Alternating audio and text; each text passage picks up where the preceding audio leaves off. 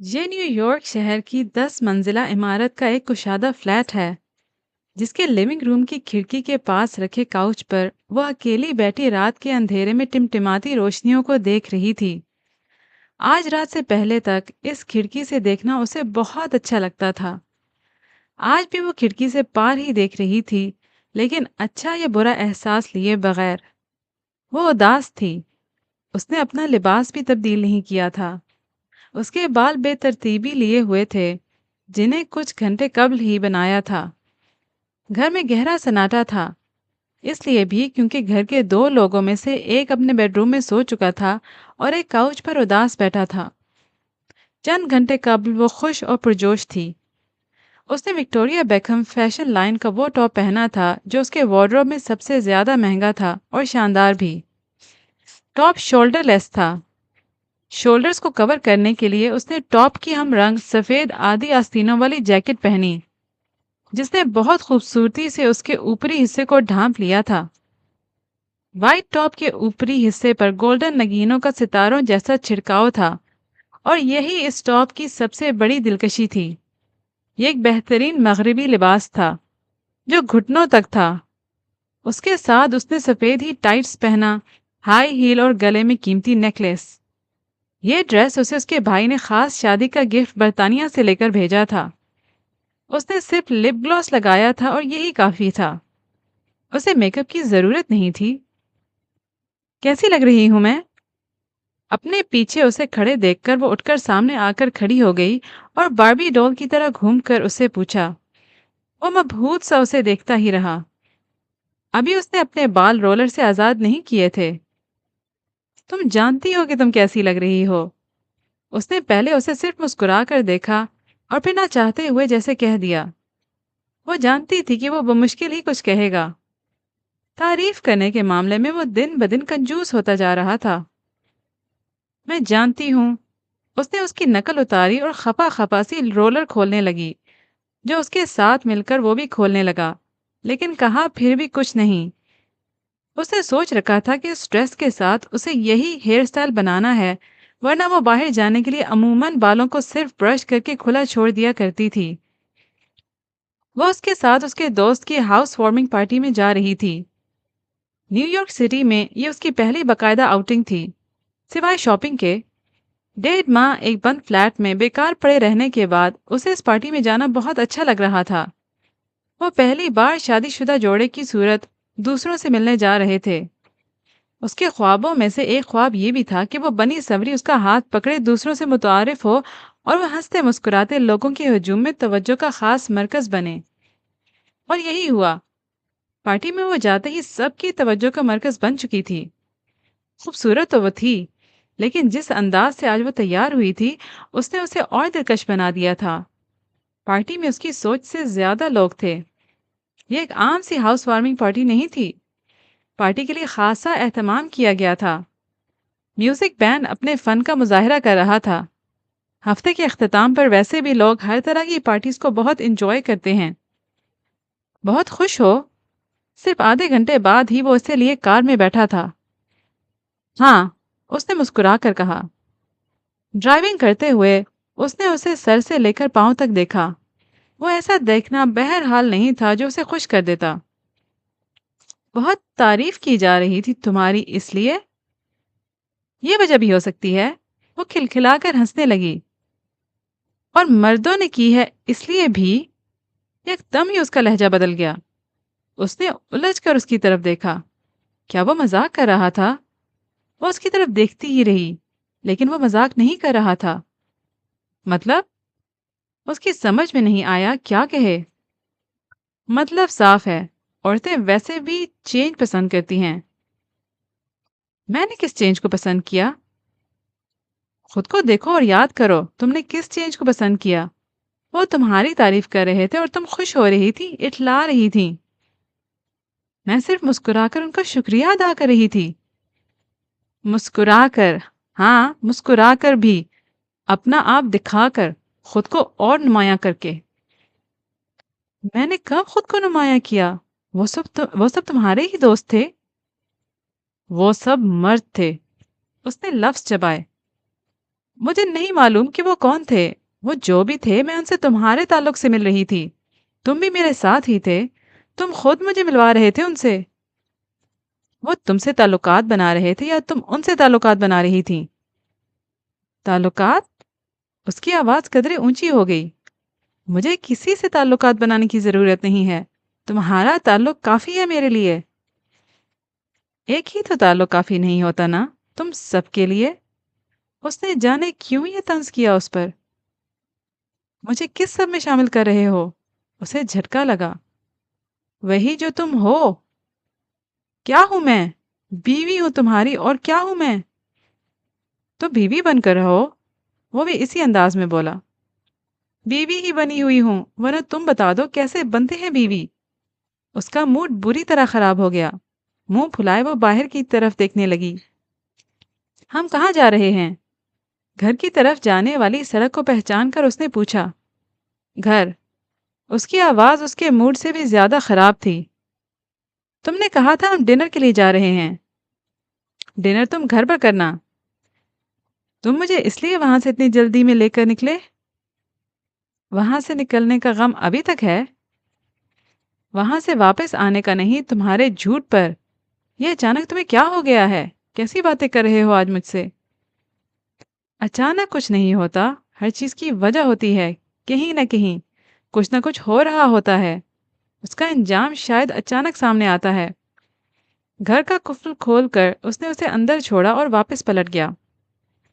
کہاں جا رہے ہو؟ واپس پارٹی میں۔ تمہاری طبیعت ٹھیک نہیں ہے، تم آرام کرو۔ دروازہ لاک کر کے وہ چلا گیا۔ اس نے رک کر اس کے چہرے پر آئے افسوس اور ملال کو بھی نہیں دیکھا، اور نہ ہی یہ دیکھا کہ اس نے اسے کتنا آزردہ کر دیا ہے۔ سب سے پہلے اس نے اپنا نیکلس اور بندے اتار کر پھینکے، اور پھر اپنے جوتے جھٹکے سے دور پھینک کر کاؤچ پر جا کر بیٹھ گئی۔ اسے غم زیادہ تھا یا غصہ، اس کا اندازہ اسے بھی نہیں تھا۔ 2 گھنٹے بعد وہ واپس آیا تو وہ وہیں بیٹھی تھی، بنا کچھ کھائے پیے، ایک ہی انداز سے باہر دیکھتے ہوئے، اور وہ بنا کچھ کہے سنے جا کر سو گیا۔ رات گئے تک وہ وہیں بیٹھی رہی۔ بار بار وہ اس کے انداز اور الفاظ کو اپنے ذہن میں دہرا رہی تھی۔ اسے کیا ہو گیا ہے؟ وہ خود سے ہی بار بار یہ سوال کر رہی تھی۔ موڈ اس کا خراب ہونا چاہیے تھا، جبکہ موڈ وہ اپنا خراب کیے رہا۔ کئی دن تک وہ اسے کھنچا کھنچا رہا۔ اس کے بعد وہ دوبارہ کبھی اسے کہیں لے کر نہیں گیا۔ آئے دن اس کے ہاتھ میں کسی نہ کسی کا دعوت نامہ ہوتا تھا۔ چھوٹی بڑی پارٹیز تو ہوتی ہی رہتی تھیں۔ وہ خود بھی ان میں نہیں جاتا تھا۔ وہ زیادہ شوقین بھی نہیں تھا۔ نیو یارک میں جو اس کے قریبی ملنے والے تھے اور جن کے یہاں جائے بغیر رہا نہیں جا سکتا تھا، وہاں وہ اکیلا ہی چلا جاتا تھا۔ اسے نہیں معلوم تھا کہ وہ لوگوں کے پوچھنے پر کیا کہتا تھا کہ وہ کیوں نہیں آئی۔ شاید ایک ہی کسی پٹی بات کہ اس کی طبیعت ٹھیک نہیں، یا وہ کچھ مصروف تھی، یا وہ ضرور آتی اگر وہ بہت تھکی ہوئی نہ ہوتی۔ آئندہ وہ ضرور آئے گی۔ ایسی ہی باتیں شاید وہ انہیں بتاتا ہو۔ اس کی بیوی خوبصورت تھی اور وہ اس خوبصورتی کو گھر میں رکھنا چاہتا تھا۔ وہ ایک عورت تھی اور وہ اس عورت پر اعتبار کرنا نہیں چاہتا تھا۔ اس واقعے اور ان دونوں کی پہلی تکرار نے اسے تیزی سے بدلنے کے لیے ایک مکمل ٹریک وے دیا ہو، جیسے بدل تو وہ کچھ عرصے پہلے سے ہی رہا تھا، اس پر اب آشکار ہو رہا تھا، کیونکہ اب دونوں ساتھ تھے، ایک دوسرے کے پاس تھے، اور وہ اس کا حاکم تھا۔ آہستہ آہستہ اور تیزی سے اس کی جون بدلنے لگی۔ کچھ ہی دنوں بعد وہ اس کے سیل فون کو استعمال کرنے پر بحث کر رہا تھا۔ دراصل وہ اس کے پرسنل فون رکھنے پر اعتراض کر رہا تھا۔ نیو یارک جیسے ہائی فائی سٹی میں رہتے ہوئے وہ اس کے سیل فون استعمال کرنے پر لڑ رہا تھا۔ گھر میں فون ہے، وہ استعمال کرو۔ مجھے گھر کا فون استعمال کرنے پر اعتراض نہیں ہے، مجھے اعتراض فون چھین لینے پر ہے۔ اعتراض؟ تمہیں یہ حق کس نے دیا کہ تم اعتراض کرو؟ تمہیں جو کہا ہے تم وہ کرو۔ لیکن تم یہ سب کر کیوں رہے ہو؟ وہ ریحانسی ہو گئی۔ اس کے اعصاب تنے ہوئے تھے اور وہ رو دینے کو تھی۔ تمہیں مجھ سے سوال جواب کرنے ہیں؟ اس نے کڑی نظروں سے اسے گھورا۔ تمہیں مجھے سالڈ وجہ بتانی ہوگی۔ تو پھر سنو، شادی سے پہلے تم نے یہ وعدہ کیا تھا کہ جو میں چاہوں گا تم وہ کرو گی، تم نے کہا تھا نا؟ ہاں، وہ بے بسی سے بولی۔ میں نے کہا تھا، لیکن لیکن کیوں؟ کیسے؟ اگر تم نے یہ سب پوچھنا ہے تو مجھے نہیں لگتا کہ ہم ایک ساتھ ایک گھر میں رہ سکتے ہیں۔ وہ آنکھوں میں نمی لیے اسے دیکھنے لگی۔ اتنی جلدی وہ ایسے کیسے علیحدگی کی بات کر سکتا تھا؟ اس کی جان نکل جائے تو بھی اسے شاید اتنی تکلیف نہ ہو جتنی اس بات سے کہ وہ ایک گھر میں نہیں رہ سکتے۔ میں نہیں جانتا کہ محبت کرنے والے کیا کیا کرتے ہیں، میں یہ جانتا ہوں کہ تمہیں کیا کرنا ہے۔ تمہیں کیا ہو گیا ہے؟ اس نے بے چارگی سے پوچھا۔ نہ وہ کر نہیں سکتی تھی اور مان کر اس کی وہ بھی نہیں رہا تھا۔ وہ کیا کہہ رہی ہے وہ سن نہیں رہا تھا، وہ کیا پوچھ رہی ہے وہ بتانا نہیں چاہ رہا تھا۔ یہ کس کا نمبر ہے؟ کب لاک کھول کر وہ گھر آیا اسے پتہ ہی نہیں چلا۔ وہ ایسے ہی دبے پاؤں گھر میں داخل ہوتا تھا جیسے اسے خدشہ ہو کہ اس کی غیر موجودگی میں وہاں کچھ ہو رہا ہوگا۔ آتے ہی فون کی طرف لپکا۔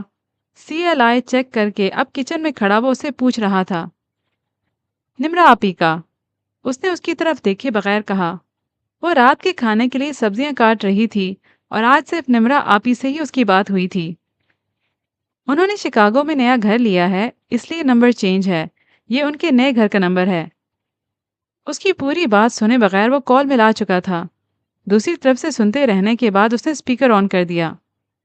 ہیلو، دانیال کی آواز آئی۔ اب بولو بھی، اتنی دیر بات کر کے بھی جی نہیں بھرا کہ دوبارہ؟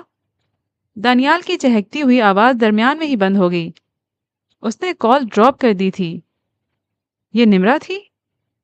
نہیں، یہ دانیال بھائی تھے۔ تو تم نے ان سے اتنی لمبی بات کی ہے؟ کوئی اور نہیں ملا تو دانیال ہی صحیح۔ اس نے فون اس کے آگے لہرایا۔ میں نے آپ ہی سے بات کی تھی۔ اس نے حتی الامکان اپنا لہجہ نرم ہی رکھا۔ وہ ادھر ادھر ہوں گی تو دانیال بھائی نے فون اٹینڈ کر لیا، اور پھر یہ ان کے گھر کا فون ہے، وہ نہیں اٹھائیں گے تو کون اٹھائے گا؟ تم پوچھ لو نمرا آپی سے بات کر کے۔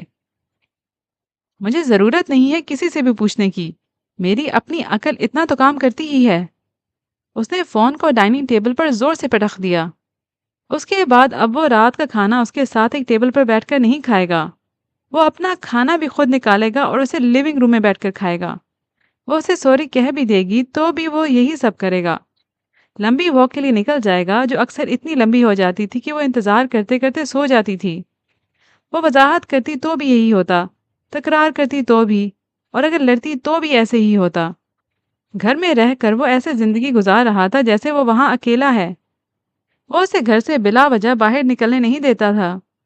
قریبی مارکیٹ تک جا کر گھریلو اشیاء کی خریداری جو وہ کیا کرتی تھی وہ بھی اس نے اپنے ذمہ لے لی۔ اسے احساس ہوا کہ وہ محض لیونگ روم میں بنی اس واحد کھڑکی سے باہر کی دنیا سے اپنا رابطہ بحال رکھتی ہے تو اس بات نے اسے کافی تکلیف دی کہ وہ اس گھر میں بند کر دی گئی ہے۔ کیسے؟ اپنے شوہر کی وجہ سے، اور کیوں؟ اس سوال کے بارے میں وہ سوچنا نہیں چاہتی تھی۔ اگر سوچنے کا کام اسے کرنا ہی تھا تو اسے پہلے، بہت پہلے کرنا تھا۔ میں نے تم سے پہلے ہی کہا تھا کہ مجھے گھریلو بیوی چاہیے۔ اکثر وہ اس کی منت کرتی تھی کہ وہ اسے کہیں باہر لے جائے۔ وہ کتنے ہی پیار سے کہتی، جواب اس سے ملتا جلتا ہی ملتا تھا۔ تو میں گھریلو نہیں ہوں؟ کیا گھریلو بیویاں شوہر کے ساتھ باہر نہیں جاتی؟ کیا وہ لنچ ڈنر نہیں کرتے یا وہ ایک دوسرے کے ساتھ تفریح نہیں کر سکتے؟ تو تمہیں ہر صورت باہر ہی جانا ہے، باہر کے لوگ، باہر کی دنیا۔ مجھے تمہارے ساتھ باہر جانا ہے۔ ایک ہی بات ہے، وہ طنزیہ ہنسا۔ ٹھیک ہے، ہم باہر نہیں جا سکتے، میں باہر نہیں جا سکتی، تو کیا ایک چھت کے نیچے ہم ایک دوسرے کا خیال نہیں رکھ سکتے، ایک دوسرے سے محبت نہیں کر سکتے؟ میں نے بتایا تھا محبت نام کی چیز سے میں واقف نہیں ہوں، تمہیں مجھے کتنی بار یاد کروانا ہوگا؟ اس کا لہجہ بھی سپاٹ تھا اور انداز بھی۔ کہا تھا، بہت کچھ کہا تھا، اور میں نے بھی کہا تھا کہ مجھے تم سے محبت ہے، بے تحاشا ہے، اتنی زیادہ ہے کہ مجھے خود نہیں اندازہ میری زندگی میں صرف ایک تم ہی ہو۔ تمہیں سمجھ کیوں نہیں آتا؟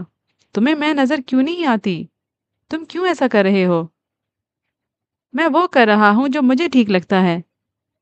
تم مجھ پر شک کرتے ہو؟ کیا یہ ٹھیک ہے؟ محبت تو دور کی بات ہے، ہم دونوں میں تو کوئی رشتہ ہی نظر نہیں آتا۔ تم اپنی اور میری زندگی کے ساتھ کیا کر رہے ہو؟ کیا تمہیں محسوس نہیں ہو رہا کہ کیا کچھ غلط ہو رہا ہے؟ غلط؟ وہ تو کہیں نہ کہیں ہو ہی رہا ہوتا ہے۔ تمہاری بیوی کیا غلط کرے گی؟ غلط تو کوئی بھی کبھی بھی کر سکتا ہے۔ وہ بے حد سنجیدہ تھا۔ کوئی بھی، اس نے زیر لب کہا۔ عام حالات میں وہ اس کے اس طرح کہنے پر شاید تالیاں بجاتی کہ وہ بنا جانے اتنی ٹھیک باتیں کیسے کر سکتا ہے۔ اس نے کیسے جان لیا کہ کوئی بھی کبھی بھی کچھ بھی کر سکتا ہے؟ لیکن اب وہ اس کے سامنے کھڑی اس سب کا الزام لے رہی تھی اور وہ اپنے ملال پر تالیاں نہیں بجانا چاہتی تھی۔ وہ اتنی سنجیدہ باتیں کرنے لگا تھا اور یہی سنجیدگی اسے اس سے دن بدن دور کرتی جا رہی تھی۔ وہ ہر دن ہر بار کچھ سے کچھ بنتا جا رہا تھا۔ شادی سے پہلے کی دوستی تو وہ بھول ہی چکا تھا، ایسے جیسے وہ اسے جانتا ہی نہیں، اور اگر جانتا ہے تو صرف اتنا کہ وہ اس کی بیوی ہے اور بس۔ وہ اسے رکھ کر بھول نہیں گیا تھا، وہ اسے فراموش کر رہا تھا، ہر آنے والے دن پہلے سے زیادہ۔ آئے دن ان دونوں کی تکرار اور اس کے عجیب و غریب رویے معمول بنتے جا رہے تھے۔ ایک رات اس نے اسے بلا وجہ گالی دے دی۔ وہ کافی دیر سے سنجیدہ سا سوچوں میں گم بیٹھا تھا۔ وہ اتنا گم تھا کہ اپنے ہاتھ سے بنائی کافی پینا بھی بھول گیا تھا۔ کافی سامنے رکھے رکھے ٹھنڈی ہو رہی تھی۔ اس نے صرف اس کے پاس جا کر اس کا شانہ ہلا کر اسے متوجہ کیا تھا۔ تمہاری کافی ٹھنڈی ہو رہی ہے، کہاں گم ہو تم؟ اس نے بہت محبت سے اس سے کہا تھا۔ وہ جانتی تھی وہ تھک جاتا ہے، اسے یہ بھی فکر تھی کہ وہ اس کے ساتھ خوش نہیں ہے۔ اس کا خیال تھا کہ وہ پڑھ پڑھ کر تھک چکا ہے اور سونا چاہتا ہے، لیکن صرف پڑھائی کی وجہ سے سو نہیں رہا۔ اس نے چونک کر اس کی طرف ایسے دیکھا جیسے یاد کر رہا ہو کہ وہ کون ہے اور وہاں کیا کر رہی ہے۔ یو بچ! اس نے حلق کے بل چلا کر کہا۔ اس کشادہ فلیٹ میں اس کی آواز بری طرح گونجی۔ دفع ہو جاؤ یہاں سے۔ ساتھ ہی اس نے دو تین اور گالیاں دیں۔ اس کا انداز بتا رہا تھا کہ وہ اسے اٹھا کر کمرے سے باہر پھینک دے گا۔ میں تمہیں بچ لگتی ہوں؟ غصے سے اس کا خون ابلنے لگا۔ تم ہو؟ تم؟ اس کی گھٹی گھٹی آواز نکلی۔ مجھے گالی کیوں دے رہے ہو؟ خدا کے لیے جاؤ یہاں سے، مجھے اکیلا چھوڑ دو، نکل جاؤ یہاں سے تم۔ اس نے اپنا سر تھام لیا۔ کیا ہوا ہے تمہیں؟ اس نے ہمدردی سے اسے دیکھا اور اس کے قریب آ کر اس کا سر سہلانے لگی۔ کہا ہے نا جاؤ، مجھے تمہاری شکل نہیں دیکھنی۔ اس نے اس کا بڑھتا ہاتھ جھٹکا۔ تمہیں اپنی بیوی کی شکل نہیں دیکھنی؟ اس کے دل پر چوٹ لگی۔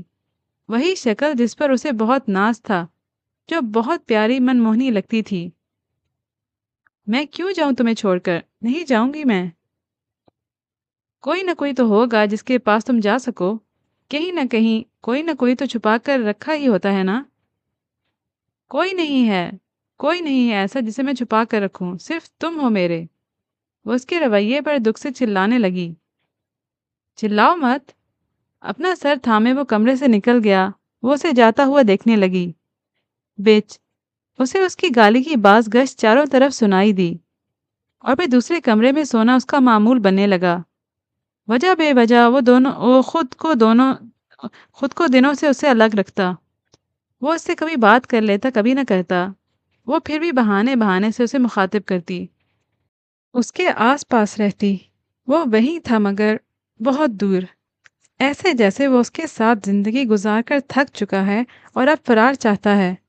ایسا لگتا جیسے ان دونوں کو زبردستی ساتھ رہنے کی سزا دی گئی ہے۔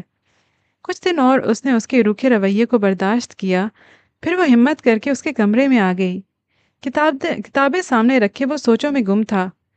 وہ ویرانی جو اس گھر میں تھی ان دونوں کے درمیان آ گئی تھی، اس کی آنکھوں میں بھی دیکھی جا سکتی تھی۔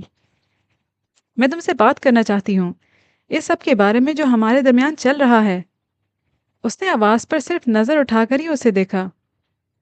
میرا دماغ شل ہو گیا ہے یہ سوچ سوچ کر کہ تم چاہتے کیا ہو۔ تم چاہتے ہو میں گھر میں رہوں، ٹھیک ہے، میں کبھی باہر نہیں نکلوں گی، کسی سے نہیں ملوں گی، نہ ہی کسی سے بات کروں گی۔ اور کیا چاہتے ہو؟ وہ خاموشی سے اسے دیکھے جا رہا تھا۔ تم جو کہو گے میں وہ کروں گی، جیسے کہو گے ویسے ہی کہوں گی۔ میں خود کو اس گھر میں بند کر لوں گی، باہر کی دنیا کو بھی میں اپنے ذہن سے نکال دوں گی۔ میں وہ پہنوں گی جو تم چاہتے ہو، وہ سنوں گی جو تم بولو گے۔ میں تمہارے ہر حکم کی تعمیل کروں گی۔ میرا یقین کرو میں سب کروں گی۔ بس اس گھر میں میری دنیا بسا دو۔ تم جانتے ہو تم ہی میری دنیا ہو۔ کیا کمی ہے مجھ میں؟ کیا ہے جو میں نہیں کرتی؟ کیا ہے جو میں نے نہیں کیا؟ تمہارے لیے اپنی اسٹڈیز چھوڑ دی۔ میرے لیے؟ اس نے شاید صرف آخری بات سنی تھی۔ نہیں، اپنے لیے، اپنی مرضی سے، تاکہ میں تمہارے ساتھ رہ سکوں۔ لیکن میرے ساتھ رہ کر بھی تم میرے نہیں۔ شادی کو 1 سال بھی نہیں ہوا اور تم نے اپنا بیڈ روم الگ کر لیا۔ تمہاری بیوی ماں بننے والی ہے اور تم اس سب کی پرواہ کیے بغیر اسے جذباتی دکھ دیتے ہو۔ اگر میرا خیال نہیں رکھ سکتے تو کم سے کم میرے ساتھ، میرے پاس تو رہو۔ محبت نہیں کر سکتے، ہمدردی تو کر سکتے ہو نا؟ سہارا نہیں دے سکتے، خیال تو رکھ سکتے ہو نا؟ اتنا تو کر ہی سکتے ہو تم۔ میں خود سے بے اختیار ہو چکا ہوں، میرا یقین کرو۔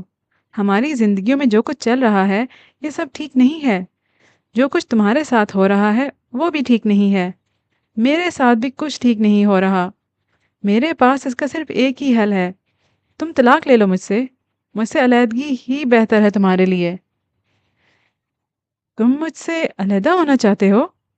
اس نے بمشکل خود کو سنبھال کر اسے پوچھا۔ تمہیں مجھ سے ہو جانا چاہیے۔ اس نے نظریں چرائیں۔ صرف اس لیے کہ مجھے تم سے شکایتیں ہیں؟ تم انہیں دور کرنے کے بجائے مجھے خود سے علیحدہ ہونے کے لیے کہہ رہے ہو؟ اس نے غمناک نظروں سے اس کی آنکھوں میں دیکھ کر پوچھا۔ ہاں۔ تم میرے ساتھ رہنے کے لیے کوشش بھی نہیں کر سکتے؟ تم ایک شوہر، ایک باپ، ایک دوست، کچھ بھی نہیں بن سکتے؟ مجھے نہیں معلوم۔ اس نے بے قراری سے آس پاس دیکھا۔ تو تمہیں کیا معلوم ہے؟ کچھ نہیں، کچھ بھی نہیں۔ مجھے کیسے کچھ معلوم ہو سکتا ہے؟ وہ ہسٹریائی چلانے لگا۔ وہ سہم کر اسے دیکھنے لگی۔ اس کے انداز نے اسے سن کر دیا۔ وہ وہیں کھڑے کھڑے بت بن گئی۔ وہ دونوں ہی اپنی اپنی جگہ تکلیف میں تھے۔ وہ اسے شکایت بھی نہیں کر سکتی تھی، کیونکہ اس کا انجام اس کی طرف سے شاید علیحدگی کی صورت سامنے آئے۔ پہلے وہ تکرار بھی کر لیتی تھی، مگر اب اسے لگ رہا تھا وہ ایک لفظ بھی نہیں بول سکے گی۔ یہی وہ محبت ہے جس کی اس نے چاہ کی تھی۔ شکست خوردگی سے چلتی وہ اپنے بیڈ پر گر سی گئی۔ ایک گھر میں ہی رہتے ہوئے وہ اسے یاد کرتی تھی۔ ایک ہی گھر میں رہتے ہوئے وہ اسے ملنے کی گھڑیاں گنتی تھی۔ ایک ہی گھر میں رہتے ہوئے وہ اسے دیکھنے کے لیے ترستی تھی۔ یہ سب کچھ ساتھ رہتے ہوئے تھا۔ اگر وہ اسے علیحدہ ہو گئی تو وہ مر ہی جائے گی۔ کاش میں مر ہی گئی ہوتی۔ آنسو بہاتے رہنے کے بعد اس نے خود کو کوسا۔ اس نے ٹھیک کہا تھا کہ اس پر اس کا اختیار ہی نہیں۔ حسام کی پیدائش سے بھی کچھ خاص فرق نہیں پڑا تھا۔ البتہ اس کے چند ماہ کے ہوتے ہی اس نے اسے اپنے ساتھ بیڈ روم میں سلانا شروع کر دیا تھا۔ رات کو جب وہ اٹھ کر رونے لگتا تو وہ اسے خود ہی بہلاتا اور فیڈر بنا کر دیتا۔ اس نے حسام کو ہی اپنا ساتھی بنا لیا تھا۔ حسام کے ساتھ زیادہ تر کام وہ خود ہی کرتا تھا۔ زیادہ وقت بھی اسی کے ساتھ گزارتا تھا اور اپنی ساری باتیں بھی اسی کے ساتھ کرتا تھا۔ وہ حسام کو بھی اس سے دور کر رہا تھا۔ ایک رات وہ رونے لگا۔ اس نے حسام کو اس سے لینا بھی چاہا، مگر وہ خود ہی اسے بہلاتا رہا۔ تم نے خود کو الگ تھلگ کیا ہی تھا، تم میرے بیٹے کو بھی مجھ سے الگ کر رہے ہو۔ وہ حقیقتاً بہت دکھی ہو گئی۔ یہ میرا بیٹا ہے اور میں چاہتا ہوں کہ یہ اپنے باپ کے زیر سایہ پرورش پائے۔ اس کا وہی پرانا انداز تھا۔ وہ اپنی ماں کے زیر سایہ بھی بڑا ہو سکتا ہے۔ اب اس کے انداز میں غصہ، تعصب، حیرانی، الجھن کچھ بھی نہیں رہا تھا۔ ایک عورت اس کی ماں ہے، وہی کاٹ۔ تمہاری ماں بھی عورت تھی۔ میری ماں دنیا کی پہلی اور آخری عورت ہے جس پر میں اعتبار کرتا ہوں۔ ہر ماں پر اعتبار کیا جاتا ہے۔ ہر ماں پر، اور تم میری ماں نہیں ہو۔ تم نے اتنی خطرناک باتیں کہاں سے سیکھ لی ہیں؟ حسام کو یہ باتیں مت سکھانا۔ اسے کچھ بھی سکھانے کے لیے تمہارے پاس نہیں لاؤں گا۔ وہ اپنی سوچ کا اظہار ہی نہیں کر رہا تھا، وہ ان پر یقین بھی کرتا تھا۔ گھر میں اب صرف حسام تھا جس کی آوازیں گونجتی تھیں، اور اسی کے لیے اس نے وہ تنگ سا فلیٹ چھوڑ کر ایک چھوٹا سا آراستہ گھر لے لیا، جس کے پیچھے ایک چھوٹا سا لان تھا جہاں وہ حسام کو لیے کھیلتا رہتا۔ جیسے اس گھر میں صرف وہ دونوں باپ بیٹا ہی رہتے تھے، ویسے بھی اس گھر میں گھر والی کوئی بات تھی ہی کہاں۔ وہاں ایک عورت تھی جسے ہر گزرتے وقت کے ساتھ ناپسند کیا جا رہا تھا، اور ایک مرد تھا جسے محبت کی گئی تھی، اور یہی اس کی کمزوری تھی۔ اسی کمزوری کی وجہ سے وہ مسلسل نقصان میں تھی۔ اس کے سب دن ایک جیسے ہو چکے تھے۔ بے معنی اور بے لطف۔ وہ دونوں ایک ہی گھر میں رہتے ہوئے الگ الگ سمت میں جا رہے تھے۔ پاپا، ہمارے گھر بیبی ڈال کب آئے گی؟ اوپن کچن میں کھڑی وہ کام کر رہی تھی جب حسام نے اپنے پاپا سے پوچھا۔ کام کرتے اس کے ہاتھ رک گئے۔ حسام اس سے بھی بہت دفعہ پوچھ چکا تھا۔ وہ آج کل اسی طرح کی باتیں کر رہا تھا۔ اسکول سے واپسی پر جب وہ دونوں واک کرتے ہوئے گھر کی طرف آ رہے ہوتے تو یہ اس کا پسندیدہ موضوع ہوتا بات کرنے کے لیے۔ اس کے دوست نے اپنی چھوٹی سی بہن کے بارے میں اس سے اتنی ساری باتیں کی کہ حسام کی بھی خواہش ہوگی کہ اسے ایک چھوٹی بہن چاہیے۔ مجھے نہیں معلوم حسام، اپنے پاپا سے پوچھو۔ اس کے مسلسل سوالوں سے عاجز آ کر اس نے غصے میں اسے جھڑک دیا تھا، سو اب وہ اپنے پاپا سے ہی پوچھ رہا تھا۔ ڈال؟ وہ الجھ کر اس کی طرف دیکھنے لگا۔ یس، وہ الجھ کر اس کی طرف دیکھنے لگا۔ حسام، میری جان ہے اور جان صرف ایک ہی ہوتی ہے، ہمیں ڈال نہیں چاہیے۔ پھر میں کس سے کھیلوں گا؟ وہ اداس ہو گیا۔ مجھ سے؟ لیکن آپ تو بڑے ہیں اور آپ ہر وقت میرے پاس بھی نہیں ہوتے۔ وہ ہر وقت میرے پاس رہے گی، میں اسے مار بھی سکتا ہوں اور اسے اٹھا بھی لوں گا۔ اگر تم چاہو تو میں ہر وقت تمہارے ساتھ رہوں گا، کوئی کام نہیں کروں گا۔ میں تم سے اتنی محبت کرتا ہوں، اتنی۔ اس نے اپنے بازو پھیلائے۔ میں بھی۔ حسام نے بھی اسی انداز میں بازو پھیلائے۔ اتنی، اتنی۔ تمہیں پتہ ہے دنیا میں ایک ہی محبت ہوتی ہے، باپ اور بیٹے کی، تمہاری اور میری اور ماما کی۔ ماما کہتی ہیں وہ مجھ سے سب سے زیادہ پیار کرتی ہیں۔ ماما کی بھی نہ، ہے نا پاپا؟ ماما کی بھی، اگر وہ عورت نہ ہو تو۔ اس بات نے ایک بار پھر سے اس کے کام کرتے ہاتھوں کو روک دیا۔ کچن سے تیزی سے نکل کر اس نے حسام کو اس کی گود سے اٹھایا اور اس کا سر چوما۔ آئی لو یو بیٹا، اور دیر تک اسے سینے سے لگائے رکھا۔ میرے بیٹے کو تو میری محبت پر یقین کرنے دو۔ میں چاہتا ہوں وہ انسانوں کو جان لے۔ تم کیا چاہتے ہو مجھے نہیں معلوم۔ ان سالوں میں مجھے معلوم ہی نہیں ہو سکا کہ تمہیں کیا چاہیے۔ تم کیا کرنا چاہتے ہو؟ تم نے خود کو تو مجھے محبت نہیں دی، تم چاہتے ہو مجھے حسام کی محبت بھی نہ ملے۔ تم چاہتے ہو وہ تمہارے جیسا بن جائے۔ میں یہی تو چاہتا ہوں کہ وہ مجھ جیسا نہ بنے۔ وہ چلانے لگا۔ اپنے باپ کی طرح اندھا بہرا نہ بنے۔ وہ آنکھیں کھول کر دنیا کو دیکھے، اس کے ہر ڈنگ کو دیکھے۔ وہ دیکھے کہ دنیا کے کتنے رنگ ہیں، وہ دیکھے کہ لوگوں کے کتنے روپ ہیں۔ اسے معلوم ہونا چاہیے کہ اسے صرف کتابیں ہی نہیں پڑھنی، اسے لوگوں کو بھی پڑھنا ہے۔ اسے میری طرح لوگوں کے ہاتھ میں کھلونا نہیں بننا۔ اس کی آواز اونچی ہی ہوتی چلی گئی۔ کیا ثابت کرنا چاہتے ہو تم؟ یہ کہ میں بد کردار ہوں، بد نیت ہوں، بری عورت ہوں؟ میں نے مان لیا کہ میں بری ہوں، بہت بری ہوں، لیکن میں بد کردار نہیں ہوں۔ میں نے دھوکے دیے ہوں گے، لیکن میں نے تمہیں تمہاری بیوی کی حیثیت سے کبھی کوئی دھوکہ نہیں دیا۔ تم جو کرنا چاہتے ہو میرے ساتھ کرو، جس طرح سے تم خوش اور مطمئن ہونا چاہتے ہو جاؤ۔ مجھے گھر سے نکال کر باہر پھینک دو، لیکن اب بس کرو۔ اتنی سزا کافی ہے میرے لیے اس محبت کی جو میں نے تم سے کی۔ تمہاری بیوی تنہا رہتے رہتے تھک چکی ہے، وہ مردہ ہونے کو ہے اور تم اندھے اور بہرے بنے ہوئے ہو۔ کیسے مسیحا ہو تم، اپنی بیوی کا علاج نہیں کر سکتے؟ حسام سہما ہوا کھڑا اس کا ہسٹریائی انداز دیکھ رہا تھا۔ نفرت کرتے ہو مجھ سے؟ تمہیں نفرت کرنی بھی چاہیے، اور چلا کر بولی۔ آنسو اس کے گال بھگو رہے تھے اور اس کا وجود کانپ رہا تھا۔ لیکن صرف مجھ سے، ہر عورت سے نہیں۔ تم سے محبت کا اتنا بھیانک انجام ہوگا کاش مجھے معلوم ہوتا کہ میں کتنی بھیانک انجام دیکھنے جا رہی ہوں۔ روتے روتے میں تھک چکی ہوں۔ میرے اندر کی گھٹن اتنی بڑھ گئی ہے کہ میرا دل چاہتا ہے میں خود کو ختم کر لوں۔ وہ وہاں سے جا چکا تھا، اس نے سنا ہی نہیں، اور وہ اسے سنا بھی نہیں رہی تھی، وہ تو خود کو یاد دلا رہی تھی۔ میڈیکل کالج میں داخلہ کے لیے میں نے اپنا ایک قیمتی سال ضائع کیا تھا۔ میں اسے ضائع ہی کہوں گی، کیونکہ میڈیکل کے لیے میرا میرٹ نہیں بنا تھا اور مجھے دوبارہ پیپرز دینے تھے، جس کے لیے میں نے دن رات سے پڑھائی کی، اتنی پڑھائی کی کہ میڈیکل کے اسٹاف کو مجھے ایڈمیشن دیتے ہوئے اعزاز سے کم احساس نہ ہو۔ انہیں یہ احساس ہوا یا نہیں، لیکن مجھے ایڈمیشن مل گیا، اور اس طرح میں اپنی کلاس فیلو سے 1 سال اور قدسیت سے پورے 2 سال پیچھے رہ گئی تھی۔ میڈیکل کے لیے میری اتنی محنت کو سب سے زیادہ میرے پاپا نے اہمیت دی۔ وہ اتنے متاثر ہوئے کہ کالج کے پہلے دن میرے پاس میری 0 میٹر کار تھی۔ جہاں خاندان میں سب ڈیزائننگ اور میڈیا اسٹڈیز پڑھ رہے تھے، وہاں صرف میں تھی جو میڈیکل کے لیے اتنی محنت کر رہی تھی۔ میری اور قدسیہ کی دوستی بھی شاید اسی لیے ہوئی کہ ہم اکثر میڈیکل لائف ڈسکس کرتے تھے۔ قدسیہ کو تو خیر جنون تھا ڈاکٹر بننے کا، وہ مجھ سے اسکول میں 1 سال سینئر تھی۔ ہماری دوستی اسکول بس سے شروع ہوئی۔ کالج میں بھی وہ ایک کلاس سینئر ہی تھی، لیکن اس سب سے کبھی کوئی خاص فرق نہیں پڑا تھا کہ ہم ایک کلاس میں ہیں یا نہیں۔ کلاسز کے علاوہ ہمارا سارا وقت ایک ساتھ ہی گزرتا تھا۔ دوستی کے معاملے میں میں ذرا سہل پسند تھی۔ دوستوں کے مخصوص ہنگامے، لڑنا جھگڑنا، شور شرابہ مجھے متاثر نہیں کرتے تھے۔ اگر قدسیہ بھی میری دوست نہ ہوتی تو شاید کوئی اور بھی نہ ہوتی۔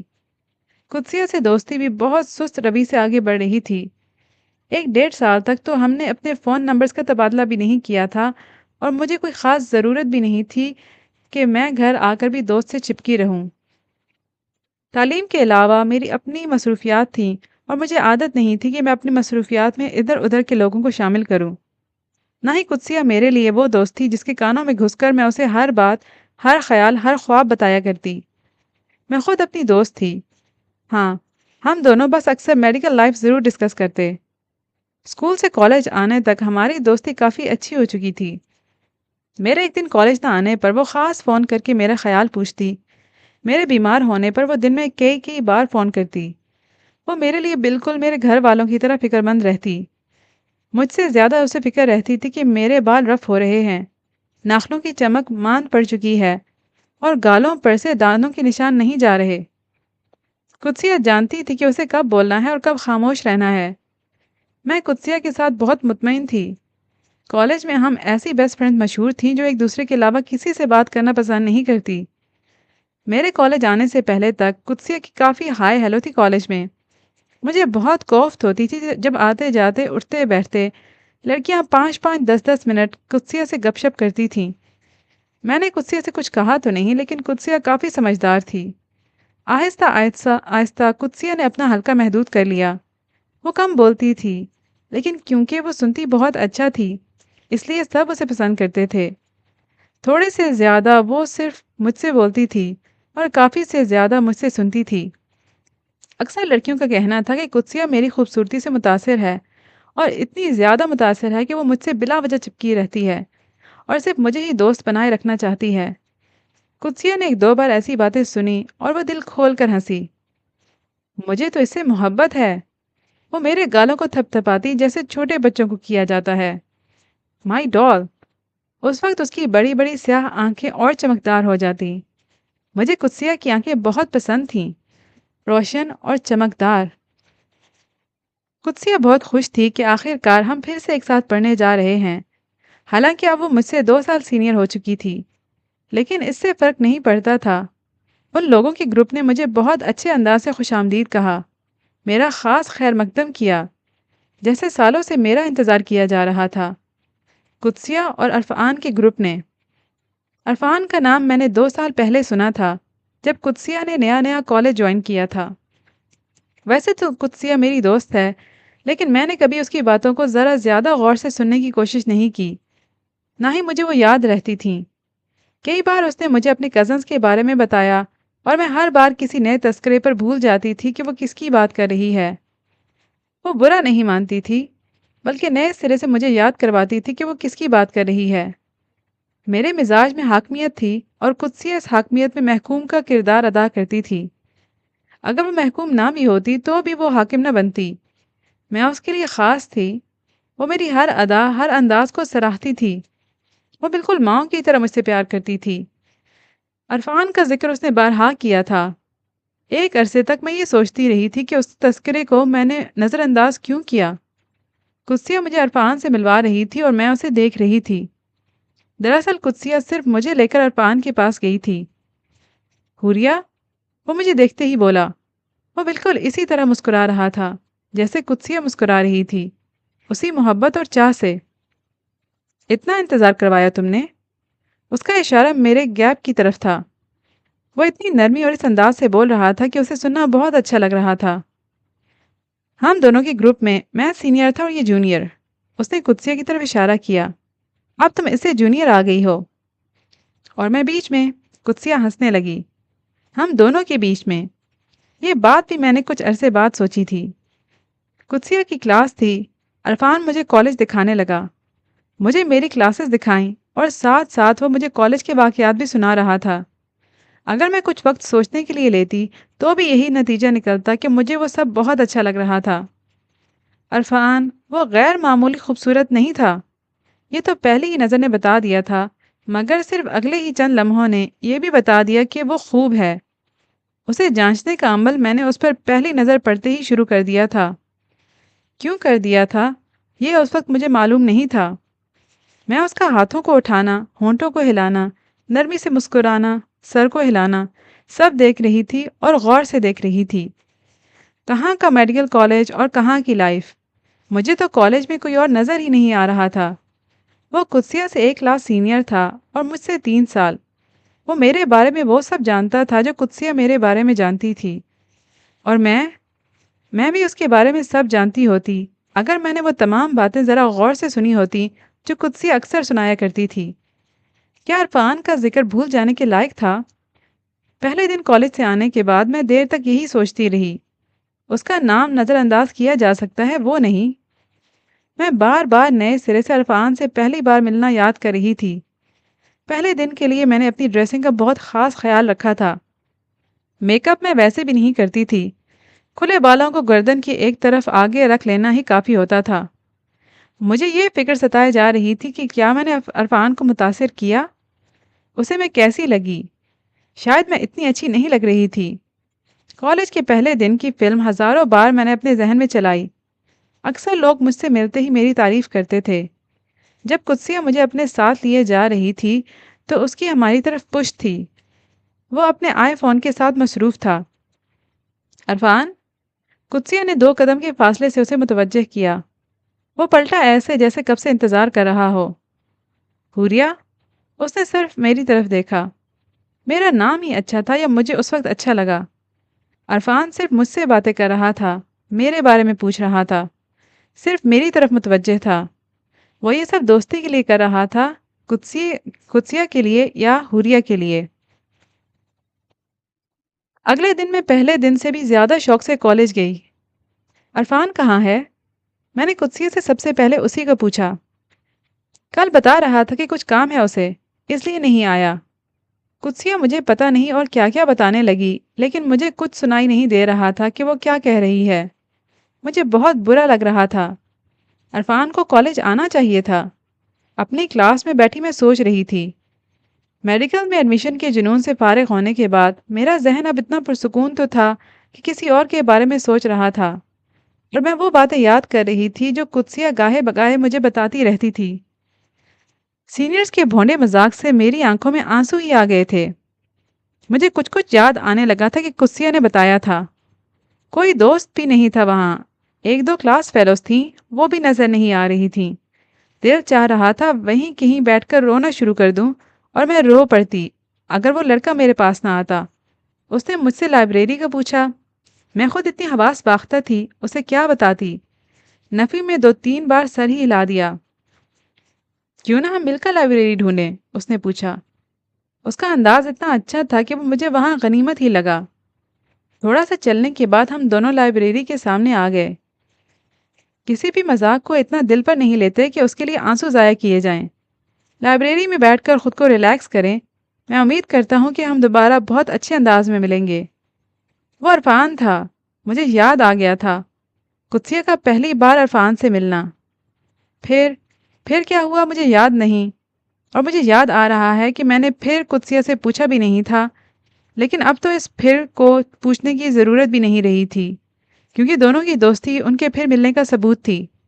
قدسیہ یقیناً عرفان سے ملنے نہیں گئی ہوگی۔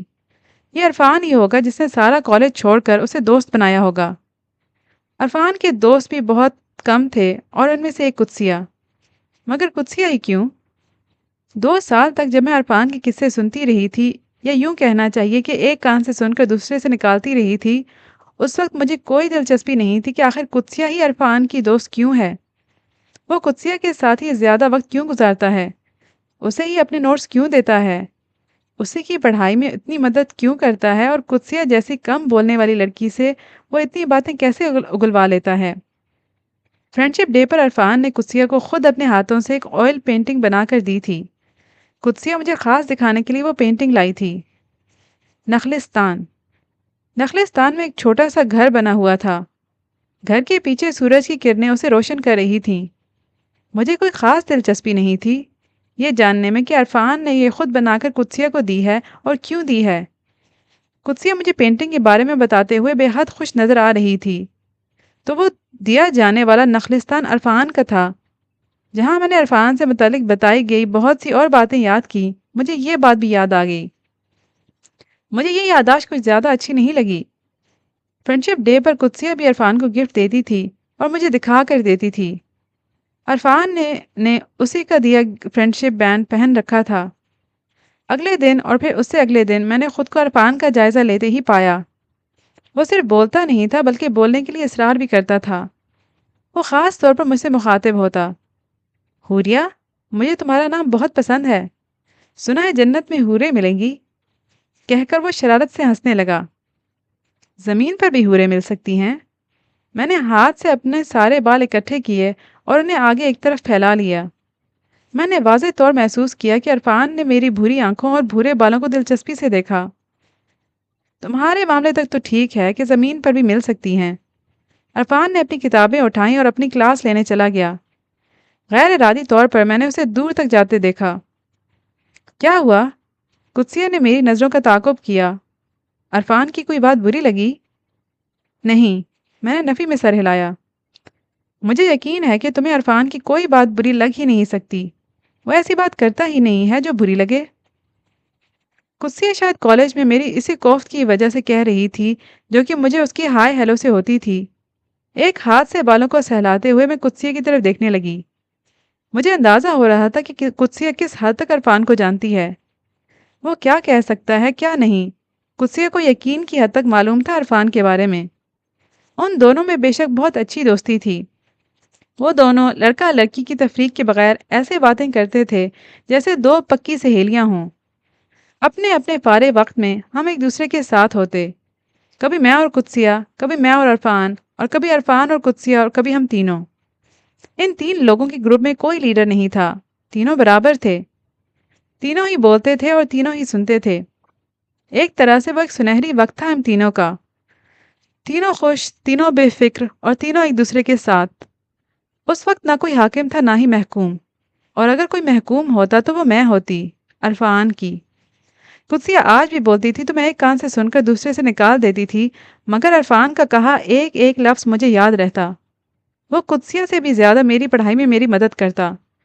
اسے معلوم تھا کہ میں کہاں کہاں کمزور ہوں۔ میں اکثر سے زیادہ اسے پڑھائی کے بہانے سے فون کرتی تھی، حتیٰ کہ رات گئے بھی اگر میرا دل چاہ رہا ہوتا اس کی آواز سننے کے لیے تو میں وقت کی پرواہ کیے بغیر اسے فون کر دیتی۔ میں یہ نہیں سوچتی تھی کہ میں یہ کیوں کر رہی ہوں، مجھے یہ معلوم تھا کہ مجھے یہ کرنا ہے۔ وہ نیند سے جاگتا تو بھی مجھ سے 10-15 منٹ ضرور بات کر لیتا۔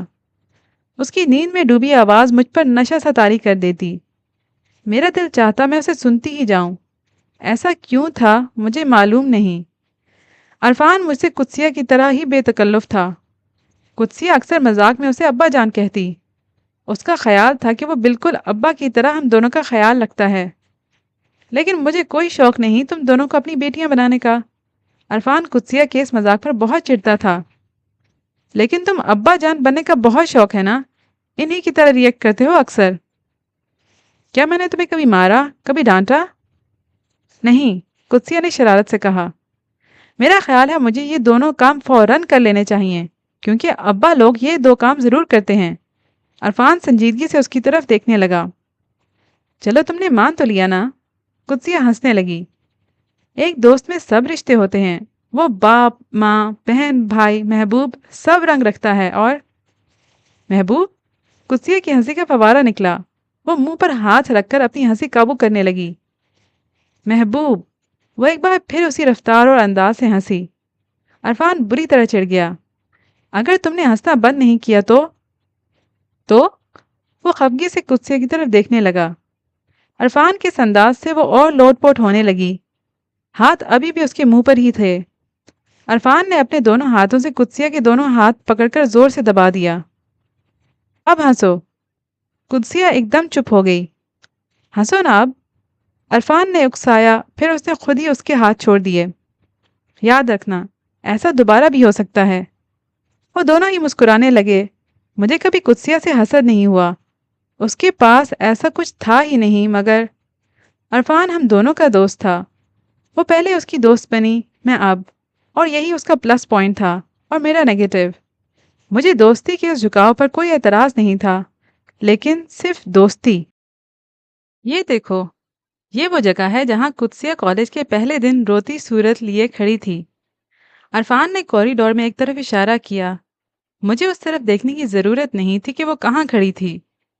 اس وقت اسے دیکھ کر ایسے لگ رہا تھا جیسے یہ دھاڑے مار مار کر رونے لگے گی، اور میں اس طرف بیٹھا تھا۔ اس نے دوسری طرف اشارہ کیا۔ میری اس پر نظر پڑی اور مجھے بے تحاشا ہنسی آئی۔ میں نے سوچا یہ اب گئی کہ اب گئی۔ عرفان ہنسنے لگا۔ آج قدسیہ کالج نہیں آئی تھی، شاید اس لیے وہ اسے یاد کر رہا تھا۔ اور جب تم نے مجھے دیکھا تب تب عرفان مسکرانے لگا۔ تمہیں دیکھ کر سوچنا نہیں پڑتا، میرا خیال ہے صرف دیکھتے ہی رہنا ہی کافی ہوتا ہے۔ تو تم نے یہی کیا؟ مجھے اس کے منہ سے تعریف اچھی لگی۔ کیا؟ دیکھنا اور دیکھتے رہنا؟ نہیں، میں نے دیکھا اور سوچا کہ کوئی اتنا بھی پیارا ہو سکتا ہے۔ اس نے میری آنکھوں میں دیکھ کر کہا، اور یہ سچ ہے حوریہ، تمہیں دیکھنے کے بعد ہی معلوم ہوتا ہے کہ کوئی اتنا پیارا بھی ہو سکتا ہے۔ میں اسے بتانا چاہتی تھی کہ مجھے اسے پہلی بار دیکھ کر کیسا لگا، لیکن میں نے اس بات کو کسی اور وقت کے لیے اٹھا رکھا۔ ویسے بھی میں اس کے الفاظ کو اپنے ذہن میں بار بار دہرا رہی تھی۔ ہزار کوشش کے باوجود میرا پڑھائی میں دل نہیں لگ رہا تھا۔ اگر عرفان اتنی مدد نہ کرتا تو میں بالکل ہی زیرو ہو جاتی۔ قدسیہ پہلے کی طرح ہی پڑھنے میں تیز تھی، پتہ نہیں وہ عرفان کی موجودگی میں صرف پڑھ کیسے لیتی تھی۔ میں نے خود پر زیادہ توجہ دینی شروع کر دی تھی۔ پڑھائی کے علاوہ بھی میں عرفان کو فون کر لیتی تھی۔ قدسیہ سے زیادہ ہم دونوں کی گپ شپ ہونے لگی تھی۔ جس دن میں فون نہیں کرتی تھی اس دن عرفان مجھے فون کر لیتا تھا۔ دوستی نام کی جو چیز تھی، میں اسے اب لطف اندوز ہو رہی تھی۔ میں کوشش کرتی تھی کہ میری کوئی بات اس کی اس لسٹ میں نہ آئے جس میں اس کی ناپسندیدہ لوگوں کے نام درج ہوں گے۔ وقت گزرنے کے ساتھ ساتھ عرفان پر میرا مشاہدہ اور جائزہ بڑھنے لگا۔ ایک بات جو میں نے خاص کر نوٹ کی تھی وہ یہ تھی کہ وہ قدسیہ سے اور ہی طرح سے متاثر تھا، ویسے ہی جیسے محترم لوگوں سے ہوا جاتا ہے۔ ایک دن قدسیہ میرے نئے ٹاپ اور جینس کی تعریف کر رہی تھی۔ میں پہن تو لوں مگر نہ جانے کیوں مجھے لگتا ہے یہ ڈریس مجھ پر سوٹ نہیں کرے گا۔ میری طرف مسلسل دیکھتے رہنے کے بعد اس نے جیسے اداس سا ہو کر کہا، ایک دو بار وہ میرے ساتھ جا کر ہی اپنے لیے جینس خرید چکی تھی، لیکن نہ جانے کیوں جھجکتی تھی۔ اس کی اپنی ڈریسنگ روایتی اسٹائلش تھی لیکن مغربی نہیں۔ جو تم نے پہن رکھا ہے تم پر وہ بہت سوٹ کرتا ہے، کیا یہ کافی نہیں ہے؟ عرفان نے شاید اس کی اداسی دور کرنے کے لیے کہا تھا، اور اس نے مجھے ناپسند اور قدسیہ کو پسند نہیں کیا تھا۔ شاید وہ قدسیہ کو وقتی اداسی کا شکار بھی نہیں ہونا دینا چاہتی تھا یا احساس کمتری کا۔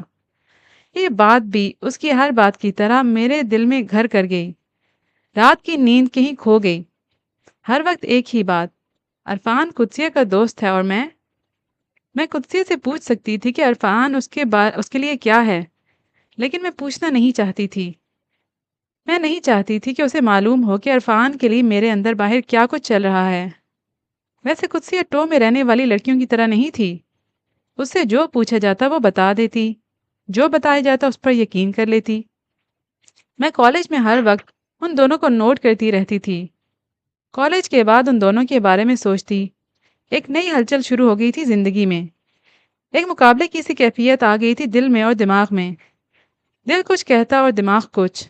دماغ کہتا کہ وہ صرف دوست ہیں، ان کی دوستی کے شواہد ہزار تھے، اور محبت اس کا نہ جواز تھا اور نہ ہی امکان۔ ہر روز، ہر دن، ہر بار وہ مجھے صرف دوست ہی لگتے، صرف دوست۔ قدسیہ میں اتنی صلاحیت نہیں تھی کہ وہ عرفان کے ساتھ کورٹشپ کرتی۔ وہ سادگی سے ایک دوسرے کے ساتھ عام سا ہنسی مذاق کرتے، عام سی معمول کی باتیں اور وہی نوک جھونک اور بس۔ گفٹس عرفان مجھے بھی دیتا تھا، بلکہ میری برتھ ڈے پر عرفان نے اپنی طرف سے خاصا اہتمام کیا تھا۔ وہ میری تعریف کرتا تھا اور مجھے پری کہتا تھا، یعنی اسے میری خوبصورتی نظر آتی تھی، اسے فرق نظر آتا تھا کہ قدسیہ صرف قدسیہ ہے اور میں پری، لیکن پھر بھی وہ ہم دونوں کے لیے اتنا برابر تھا کہ میں کوشش کے باوجود یہ جان نہیں سکی کہ میں اس کے لیے کیا ہو سکتی ہوں۔ عرفان کی شخصیت ہی ایسی تھی کہ میں چاہ کر بھی اس کے ساتھ اپنی چاہت کا رشتہ شروع نہیں کر سکتی تھی۔ اس کے ساتھ دوستانہ گپ شپ ہی کی جا سکتی تھی۔ وہ ان لڑکوں میں سے نہیں تھا جن پر جال پھینکے جاتے ہیں۔ ظاہر ہے ایسی صورت میں وہ مجھے ناپسند کرتا۔ اس کے حلقہ احباب میں بھی ایسے ہی لوگ تھے۔ وہ رنگین دنیا اور بہاروں کی بات میں نہیں الجھتے تھے۔ عرفان ایک خاص انداز میں، ایک خاص حد میں رہنے والا شخص تھا، لیکن اگر وہ میری آنکھوں میں دیکھ لیتا تو جان لیتا کہ وہ میرے لیے کیا ہے۔ وہ میرے لیے سب کچھ بن چکا تھا۔ اسپیشلائزیشن کے لیے عرفان USA جائے گا۔ ایک دن باتوں ہی باتوں میں قدسیہ نے مجھے بتایا۔ ہم دونوں کینٹین میں بیٹھے تھے اور عرفان ہمارے ساتھ نہیں تھا۔ کہہ رہا تھا کہ میں بھی ہارٹ سرجن بنوں گا۔ لیکن تمہارا تو کوئی پلان نہیں تھا ہارٹ سرجن بننے کا۔ مجھے حیرت اس بات پر تھی کہ ان دونوں کے درمیان یہ بات میری غیر موجودگی میں ہوئی۔ عرفان کہہ رہا تھا کہ مجھے بننا ہی ہوگا۔ اس کا کہنا ہے کہ میں ایک بہترین سرجن بنوں گی اور پھر وہ میری مدد کرے گا۔ تمہاری مدد کرے گا؟ مجھے بات سمجھ ہی نہیں آ رہی تھی۔ پاگل، جیسے یہاں وہ ہماری مدد کرتا ہے۔ لیکن پھر تو وہ USA چلا جائے گا نا، پھر کیسے؟ پھر قدسیہ بلا وجہ مسکرانے لگی۔ پہلی بار میں نے قدسیہ سے پوچھا، پھر پوچھا تھا، اور یہی وہ پھر تھا جس کا جواب مجھے نہیں سننا تھا۔ قدسیہ کی مسکراہٹ، اس کی آنکھیں بہت کچھ بتا رہی تھیں۔ میرے سامنے سب کچھ دھندلا گیا۔ مدد؟ عرفان؟ USA؟ کڑی سے ملتی کڑی نے پوری کہانی بنا دی تھی، لیکن مجھے اس کہانی پر یقین نہیں آ رہا تھا۔ عرفان قدسیہ کو ہارٹ سرجن بنانا چاہتا ہے۔ وہ دونوں ہارٹ سرجن بنیں گے۔ میرے سامنے سب کچھ صاف ہو گیا۔ قدسیہ نے مجھے کوئی خبر نہیں سنائی تھی، لیکن پھر بھی یہ میرے لیے ایک تکلیف دہ خبر تھی۔ لفظ تکلیف بہت چھوٹا ہے۔ مجھے یہ معلوم نہیں تھا کہ ان دونوں میں باقاعدہ عہد و پیمان ہوئے تھے یا صرف ایسے ہی بنا کہے کبھی کبھی باتوں ہی باتوں میں۔ یہ وہ محبت ہے جو بنا کہے ہی سمجھ لی جاتی ہے، یا وہ محبت جس کے باقاعدہ بنیاد رکھی جاتی ہے؟ اگر عرفان باقاعدہ قدسیہ کو پرپوز کرتا تو یقیناً قدسیہ مجھے سب سے پہلے بتاتی۔ اس کا مطلب یہ وہی محبت تھی جو وقت کے ساتھ ساتھ پاس پاس رہتے ہوئے بھی باقاعدہ نہیں بنتی، جو ہوتی ہے لیکن دکھائی نہیں دیتی، جس کا اعلان نہیں کرنا پڑتا۔ میرے پیٹ میں شدید درد شروع ہو گیا۔ قدسیہ کو کالج میں ہی چھوڑ کر میں گھر آ گئی۔ شدید ڈپریشن مجھے بے حال کر دیتا تھا۔ مجھ پر مرگی کے مریض کی سی کیفیت طاری ہو جاتی۔ آج سے پہلے میری یہ کیفیت تب ہوئی تھی جب میرا میڈیکل کے لیے میرٹ نہیں بنا تھا۔ میں کئی بار بے ہوش ہوئی اور کئی بار ہوش میں آئی۔ سر درد سے میرا دماغ پھٹا جا رہا تھا اور الٹیوں نے میرا حشر کر دیا تھا۔ کمزوری اور نکاہت سے میرا برا حال ہو گیا۔ گھر میں داخل ہوتے ہی میں نے الٹی شروع کر دی اور وہیں اپنا پیٹ پکڑ کر بیٹھ گئی۔ داخلی دروازے پر ہی بیٹھ کر میں نے دھاڑے مار مار کر رونا شروع کر دیا تھا۔ ماما اور گھر کے ملازم میری طرف لپکے۔ لمحوں میں ہی میری حالت بے حد خراب ہو گئی۔ 3 بہن بھائیوں میں میں سب سے چھوٹی ہوں اور ان 4 افراد کو اتنی پیاری ہوں کہ سب کی حالت مجھے دیکھتے ہی غیر ہو گئی۔ یہ ڈپریشن کا دوسرا شدید ترین دورہ تھا جو مجھے ہوا تھا۔ جب مسئلہ میرے میرٹ تھا تو مجھے معلوم تھا کہ مجھے کیا کرنا ہے۔ اب مسئلہ عرفان تھا تو مجھے نہیں معلوم تھا کہ مجھے کیا کرنا ہے، کم از کم اس وقت۔ عرفان پری کو چھوڑ کر قدسیہ کو لے کر جائے گا۔ وہ عرفان ہے اور اس کی خوبصورتی پلس پوائنٹ نہیں، اور قدسیہ میں نیگیٹو پوائنٹ کبھی ہوگا نہیں۔ میرے اور عرفان کے درمیان صرف 2 سال تھے جو خطرناک صورت حال اختیار کر چکے تھے۔ یا وہ قدسیہ کا دوست نہ ہوتا، یا وہ صرف ہم دونوں کا دوست ہوتا، اور یا وہ میرے لیے دوست سے زیادہ نہ ہوتا۔ رونے کے لیے میرے پاس آنسو بہت تھے اور وجہ بھی بہت بڑی تھی۔ ان 2 سالوں نے قدسیہ کو عرفان کے پلڑے میں ڈال دیا تھا۔ میں ہر رات عرفان سے صبح ملنے کے خیال سے گزارتی تھی۔ میں ساری زندگی کی اتنی بہت ساری راتیں اس کے بغیر کیسے گزار سکتی تھی؟ یہ تو سوچنا ہی بیکار تھا کہ مجھے یہ زندگی عرفان کے بغیر گزارنی ہے۔ قدسیہ کا کیا ہے؟ وہ تو کپڑے بھی اپنی ماما کی پسند کے پہن لیتی ہے۔ قدسیہ کا کیا ہے؟ 2 دن بیمار رہنے کے بعد میں کالج گئی تو وہ دونوں ہی مجھے بہت مختلف لگے۔ ان کا بات کرنا، مسکرانا، مذاق کرنا، ایک ساتھ آمنے سامنے بیٹھنا، عرفان کا قدسیہ کو پکارنا اور قدسیہ کا عرفان کا نام لینا، سب کچھ ہی۔ شاید اس لیے کیونکہ میں ان دونوں کے اندر چھپی ہوئی کہانی کو جان چکی تھی۔ 2 دن اور 2 راتیں میں نے بہت کچھ سوچا تھا۔ تمہارا وہ کزن کیسا ہے جو تمہیں تنگ کرتا تھا؟ عرفان کی طرح شیراز کی باتیں بھی صرف میں نے سنی ہی تھیں، کبھی ان میں دلچسپی نہیں لی تھی۔ قدسیہ اکثر اس کا ذکر کیا کرتی تھی۔ اسکول کے وقت سے ہی شیراز اسے مختلف بہانوں سے تنگ کیا کرتا تھا۔ وہ اس کے چچا کا بیٹا تھا اور جب تک وہ ایک ہی گھر میں جوائنٹ فیملی کی طرح رہے، قدسیہ کی اس کے ہاتھوں درگت بنی رہی۔ عرفان کے سامنے اس طرح سے پوچھے جانے پر قدسیہ بری طرح بوکھلا گئی۔ پہلے مجھے حیرت ہوئی اس کے بوکھلانے پر، پھر میں نے انجوائے کیا۔ عرفان نے چونک کر اس کی طرف دیکھا۔ کون تنگ کرتا تھا تمہیں؟ قدسیہ ایسے خاموش ہوئی جیسے بات کرنا نہیں چاہتی۔ میرا کزن ہے شیراز، بہت شرارتی تھا۔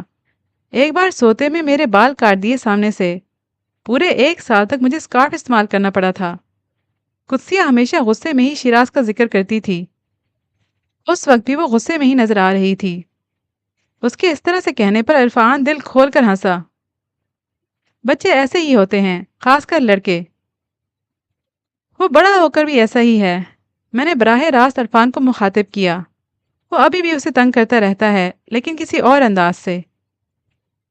کسی اور انداز سے؟ عرفان نے باری باری ہم دونوں کی طرف دیکھا۔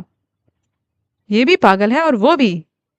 قدسیہ عجلت میں بولی، تم چھوڑو اس بات کو، پلیز میری یہ بکس ایشو کروا دو، مجھے آج ہی چاہیے۔ قدسیہ نے مجھے حیران کر دیا۔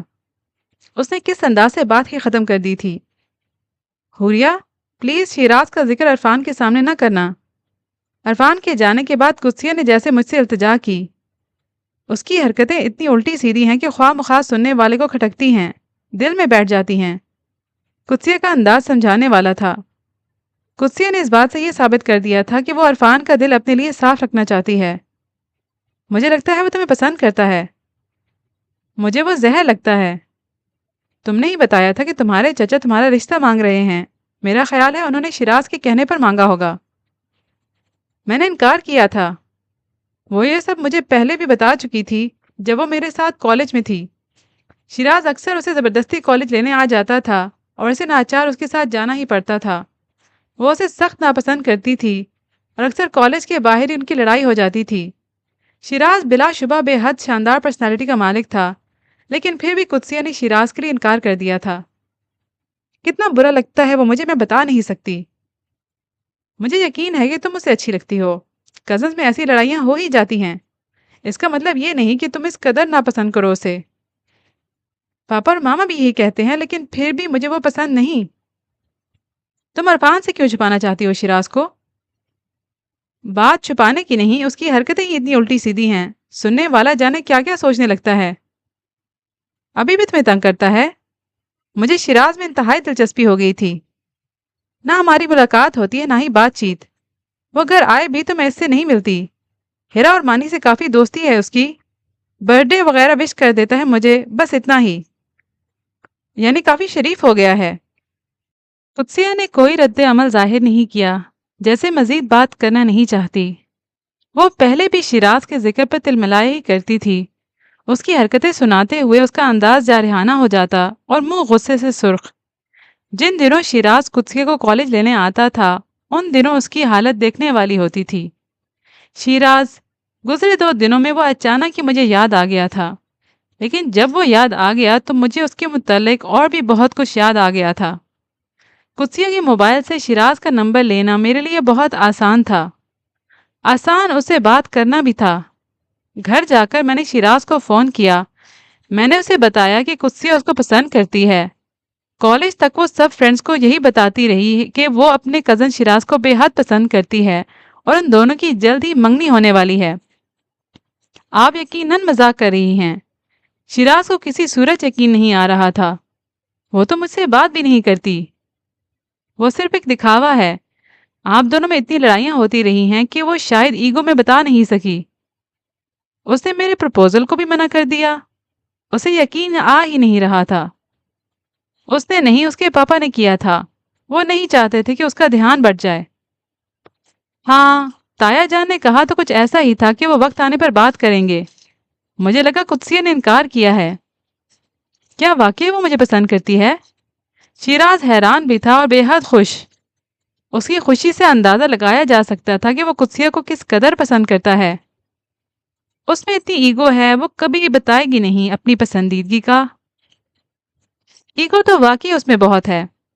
شیراز سے یہ وعدہ لے کر کہ وہ میرا ذکر نہیں کرے گا، میں نے فون بند کر دیا۔ مجھے توقع نہیں تھی کہ شیراز کو اتنی جلدی ہوگی۔ اگلے دن قدسیہ کالج نہیں آئی۔ شام کو اس نے مجھے فون کیا۔ ہمارے گھر کل رات بہت ہنگامہ ہوتا رہا ہے۔ چچا جان رشتہ لے کر آئے تھے، خاندان کے کچھ اور لوگ بھی تھے۔ چچا جان بہت خوش تھے، ان کی تو ہمیشہ سے خواہش رہی تھی میرا رشتہ لینے کی۔ پھر پاپا ماما نے سوچنے کے لیے وقت لیا ہے۔ چچا جان اسی وقت ہاں کہلوانا چاہتے تھے، بس اسی بات پر ہنگامہ ہوا۔ پھپھو بھی تھیں اور دادو بھی۔ دادو بہت ناراض ہو رہی تھی کہ پاپا فوراً ہاں کیوں نہیں کر رہے۔ قدسیہ بہت پریشان لگ رہی تھی۔ پھر انہوں نے ہاں کی؟ میں نے اطمینان سے پوچھا۔ وہ ہاں کیوں کریں گے؟ میں نے صاف انکار کر دیا ہے۔ پاپا راضی ہیں اور وہ انکار کرنا نہیں چاہتے، لیکن انہیں میری مرضی بھی چاہیے۔ میں نے عرفان کا ذکر نہیں کیا، پہلے میں اس سے بات کرنا چاہتی ہوں۔ اس کی بے چینی کا اندازہ اس کی آواز سے لگایا جا سکتا تھا۔ تم عرفان سے فون پر بات کرو گی؟ نہیں، میں کالج آ کر بات کروں گی۔ کیا میں عرفان سے بات کروں؟ کیا یہ زیادہ مناسب نہیں؟ شاید یہ اور بھی مناسب ہے۔ ایک لمبی خاموشی کے بعد قدسیہ بولی، تم شیراز کا ذکر نہ کرنا، میں نہیں چاہتی اسے شیراز کے بارے میں معلوم ہو۔ اسے تسلی دینے کے بعد میں فون ہاتھ میں پکڑے کافی دیر تک سوچتی رہی۔ میں جانتی تھی کہ وہ عرفان سے اب کل ہی بات کرے گی۔ مجھے توقع نہیں تھی کہ قدسیہ میں اتنی ہمت و جرأت ہے کہ وہ اپنے گھر والوں کو شیراز کے لیے صاف صاف انکار کر دے گی۔ اس کے پاپا اسے بہت پیار کرتے تھے، لیکن وہ سخت بھی بہت تھے اور قدسیہ ان سے کافی ڈرتی بھی تھی۔ مجھے یقین تھا کہ شیراز کے لیے اس کے پاپا کا انکار کر ہی نہیں سکتی۔ قدسیہ کی ناپسندیدگی کے علاوہ شیراز میں کوئی خرابی نہیں تھی، اور یقیناً قدسیہ کے پاپا قدسیہ کی بلا وجہ کی چڑ کی وجہ سے تو شیراز کو انکار نہیں کریں گے۔ میرے پاس صرف ایک ہی شخص تھا، شیراز، جس سے میں بات کر سکتی تھی، اور میں نے اسے ہی کال کی۔ اس بار میں نے اسے عرفان کے بارے میں بتایا۔ میں نے اسے بتایا کہ قدسیہ اسے ہی پسند کرتی تھی، لیکن عرفان نے اس پر ایسا جال پھینکا ہے کہ قدسیہ کو کچھ اور نظر ہی نہیں آ رہا۔ وہ ایک کرپٹ لڑکا ہے اور وہ لڑکیوں کو ایسے ہی پاگل بناتا ہے۔ کالج میں سب عرفان کی وجہ شہرت جانتے ہیں، لیکن قدسیہ کچھ سننے کے لیے تیار ہی نہیں ہے۔ پہلے تو ٹھیک تھی، بس چند مہینوں سے ہی وہ اس کی باتوں میں آ گئی ہے۔ میں نے اسے بہت سمجھایا ہے، لیکن وہ سمجھ ہی نہیں رہی۔ شیراز گہری سوچ میں ڈوبا رہا۔ وہ بول کم رہا تھا اور مجھے سن زیادہ رہا تھا۔ پہلے میں نے سوچا میں اس کے گھر والوں کو بتا دوں، پھر سوچا آپ کو بتاؤں۔ آپ سے منگنے کے بعد سب ٹھیک ہو جائے گا۔ قدسیہ کو تو عقل نہیں ہے، لیکن آپ عقل سے کام لے کر ضرور ہی اسے عرفان سے بچا سکتے ہیں۔ اور پھر میں نے قدسیہ کے گھر کے نمبر پر قدسیہ کی ماما سے بات کی۔ کون ہے وہ لڑکا حوریہ؟ تم نے تو مجھے یہ سب بتا کر حواس باختہ ہی کر دیا ہے۔ قدسیہ میں اتنی سمجھ بوجھ نہیں ہے کہ وہ لوگوں کو پرکھ سکے۔ اتنے کرپٹ لڑکے کے ساتھ قدسیہ نے سوچا بھی کیسے؟ آنٹی، میں نے قدسیہ کو بہت سمجھایا ہے، لیکن وہ جانتی ہی نہیں۔ شیراز اتنا اچھا لڑکا ہے، لیکن اسے دکھائی ہی نہیں دے رہا۔ آپ جلد از جلد دونوں کی منگنی کر دیں۔ وہ یہ سن کر اور پریشان ہو گئیں۔ میری تو سمجھ میں ہی نہیں آ رہا کہ میں کیا کروں۔ قدسیہ شیراز کے لیے انکار کر چکی ہے۔ اس کے پاپا شیراز کے لیے انکار نہیں کرنا چاہتے، لیکن وہ قدسیہ کی مرضی کے خلاف بھی کچھ نہیں کرنا چاہتے۔ اگر یہ بات انہیں معلوم ہوئی تو وہ بہت ناراض ہوں گے۔ تو کیا آپ قدسیہ کی پسند سے اس لڑکی کے ساتھ کرنا چاہتے ہیں جو کالج میں اتنا برا سمجھا جاتا ہے کہ شریف گھرانے کے اسٹوڈنٹ اس سے بات کرنا بھی پسند نہیں کرتے؟ انتہائی گندی سوسائٹی سے اس کا تعلق ہے۔ کبھی کبھی تو قدسیہ کی باتوں سے لگتا ہے اگر کوئی عرفان کے لیے نہ مانا تو وہ اس سے کورٹ میرج کر لے گی۔ ایک بار اس نے کہا بھی تھا کہ اگر اس کے پاپا نہ مانے تو کورٹ میرج؟ ان کے اوسان خطا ہو گئے۔ کیا ایسا کہا تھا قدسیہ نے کبھی؟ جی کہا تھا۔ وہ بہت بدل گئی ہے اب۔ وہ اور پریشان ہو گئی۔ قدسیہ کے تیور اس دن بتا رہے تھے جب وہ شیراز کے لیے انکار کر رہی تھی کہ وہ کچھ بھی کر سکتی ہے۔ ہم اس کی مرضی کے خلاف کچھ نہیں کرنا چاہتے، لیکن ایسا بھی نہیں ہے کہ ہم اسے کنویں میں چھلانگ لگانے دیں گے۔ میں نہیں چاہتی کہ خاندان میں کسی کے کانوں تک یہ خبر جائے۔ اس کے پاپا کو بہت مان ہے اس پر۔ قدسیہ نے بھی اس لڑکے کا ذکر تو نہیں کیا ہم سے، لیکن اس نے اتنا ضرور کہا تھا کہ وہ اپنی پسند سے شادی کرے گی۔ یہ ہے میری بیٹی کی پسند۔ میں کافی دنوں سے سوچ رہی تھی آپ کو بتانا۔ بہت اچھا کیا حوریہ، مجھے بتا دیا۔ میرے تو اوسان ہی بحال نہیں ہو رہے ہیں سب سن کر۔ قدسیہ تو اس لڑکے سے چھپ چھپ کر ملتی بھی ہے۔ کالج آ کر وہ اکثر غائب رہتی ہے۔ قدسیہ کالج سے غائب رہتی ہے؟ ان کی آواز لرزنے لگی۔ خدایا، یہ لڑکی ہماری عزت کے ساتھ کیا کرنے جا رہی ہے؟ وہ لڑکا بہت خوبصورت ہے، بس اسی لیے سب لڑکیاں۔ میں بہت دیر تک ان سے فون پر بات کرتی رہی۔ اگلے دن قدسیہ کالج نہیں آئی اور اسے اگلے دن بھی نہیں۔ عرفان فکر مند ہو گیا قدسیہ کے لیے۔ تمہاری بھی بات نہیں ہوئی اس سے؟ وہ بلا وجہ مجھ سے بار بار پوچھ رہا تھا۔ آ جائے گی عرفان، اس میں پریشان ہونے کی کیا بات ہے، کچھ کام ہوگا۔ پھر بھی وہ بے چین ہی رہا، بار بار اس کا نمبر ڈائل کرتا جو کہ آف تھا۔ تم اس کے گھر کیوں نہیں جاتی؟ ٹھیک ہے، میں شام میں چلی جاؤں گی۔ اور میں شام میں چلی گئی۔ آنٹی مجھے چپکے سے ڈرائنگ روم میں لے گئیں۔ ان کی آنکھیں متورم تھیں، وہ شاید بہت روتی رہی تھیں۔ میں نے جیسے تیسے قدسیہ کے پاپا کو کچھ بتا دیا۔ انہوں نے فوراً شیراز کے لیے ہاں کر دی ہے۔ اور قدسیہ، وہ کہاں ہے؟ اپنے کمرے میں ہے۔ بہت ہنگامہ کیا اس نے۔ اس کے پاپا اسے گھر سے باہر نہیں نکلنے دے رہے۔ اس کی شادی کی تیاریاں کر رہے ہیں۔ شادی؟ حیرت سے میرا منہ کھل گیا۔ ہاں، کہتے ہیں عزت سے بڑھ کر کچھ نہیں۔ اتنے پریشان ہیں وہ آج کل۔ اب شادی کے بعد ہی قدسیہ کالج آئے گی۔ وہ اپنی گیلی آنکھیں صاف کرنے لگیں۔ اتنی ناسمجھ ہو جائے گی قدسیہ، ہم نے سوچا بھی نہیں تھا۔ اس کے پاپا نے اسے تھپڑ بھی مارا، سمجھایا منایا، لیکن وہ مان ہی نہیں رہی۔ حوریہ، وہ چاہتی ہے کہ عرفان سے ایک بار مل لیا جائے۔ میں بھی یہی چاہتی ہوں۔ اس کے پاپا نہیں مان رہے، لیکن اگر پہلے میں مل لوں اور… میں جو اٹھ کر جانے لگی تھی وہیں رک گئی۔ اگر آپ ملنا چاہتی ہیں تو مل لیں۔ ابھی اسے معلوم نہیں ہے کہ قدسیہ کی شادی ہو رہی ہے، لیکن شاید یہ معلوم ہوتے ہی وہ کچھ کر گزرے۔ اس کی فیملی زمیندار ہے اور وہ ذات کے معاملے میں بہت کٹر ہیں۔ کالج میں تو یہ افواہیں بھی گردش کرتی ہیں کہ اس نے ایک دو خفیہ نکاح کر رکھے ہیں۔ یہ بھی سنا ہے کہ یہاں لاہور میں وہ اپنی خفیہ بیوی کے پاس ہی رہتا ہے۔ شاید وہ قدسیہ کو بھی ایسی ہی بیوی بنا لے۔ ابھی وہ آپ کو جانتا نہیں ہے۔ ہو سکتا ہے آپ کو جان کر وہ براہ راست آپ کو نقصان پہنچائے۔ اس سے کچھ بعید نہیں۔ بہت امیر ہے، وہ کچھ بھی کر سکتا ہے۔ کالج میں سب اس کے بارے میں جانتے ہیں۔ اگر آپ ملنا چاہتی ہیں تو… وہ بے چینی سے انگلیاں چرخانے لگیں۔ کیا ہو گیا ہے قدسیہ کو؟ اتنی ناسمجھ تو نہیں تھی۔ ابھی ہیرا نے بھی ڈاکٹر بننا ہے۔ اگر قدسیہ نے یہ سب کیا تو باقی بہن بھائی کچھ بھی نہیں کر سکیں گے۔ ہم بہت پریشان ہو گئے ہیں حوریہ۔ تم کالج میں کسی کو پتہ نہیں چلنے دینا کہ قدسیہ کی شادی ہو رہی ہے۔ تم ملی؟ عرفان نے فون پر پوچھا۔ اس کا لہجہ بتا رہا تھا کہ اسے اس کی واپسی کی کتنی بے چینی ہے۔ ہاں، اس کی دادو کی طبیعت کچھ ناساز ہے، اس لیے وہ کالج نہیں آ رہی اور اس کا موبائل خراب ہے۔ کہہ رہی تھی ایک دو دن میں کالج آ جائے گی۔ اچھا؟ عرفان صرف اتنا ہی کہہ سکا۔ اس کی آواز سے لگ رہا تھا کہ اسے ابھی بھی کچھ بے چینی ہے۔ وہ شاید کچھ اور پوچھنا چاہتا تھا، لیکن بائے کہہ کر اس نے فون بند کر دیا۔ میں بجلی کی ان تاروں پر کھڑی تھی جن سے مجھے کبھی بھی کسی بھی وقت کسی بھی قسم کا شوق لگ سکتا تھا۔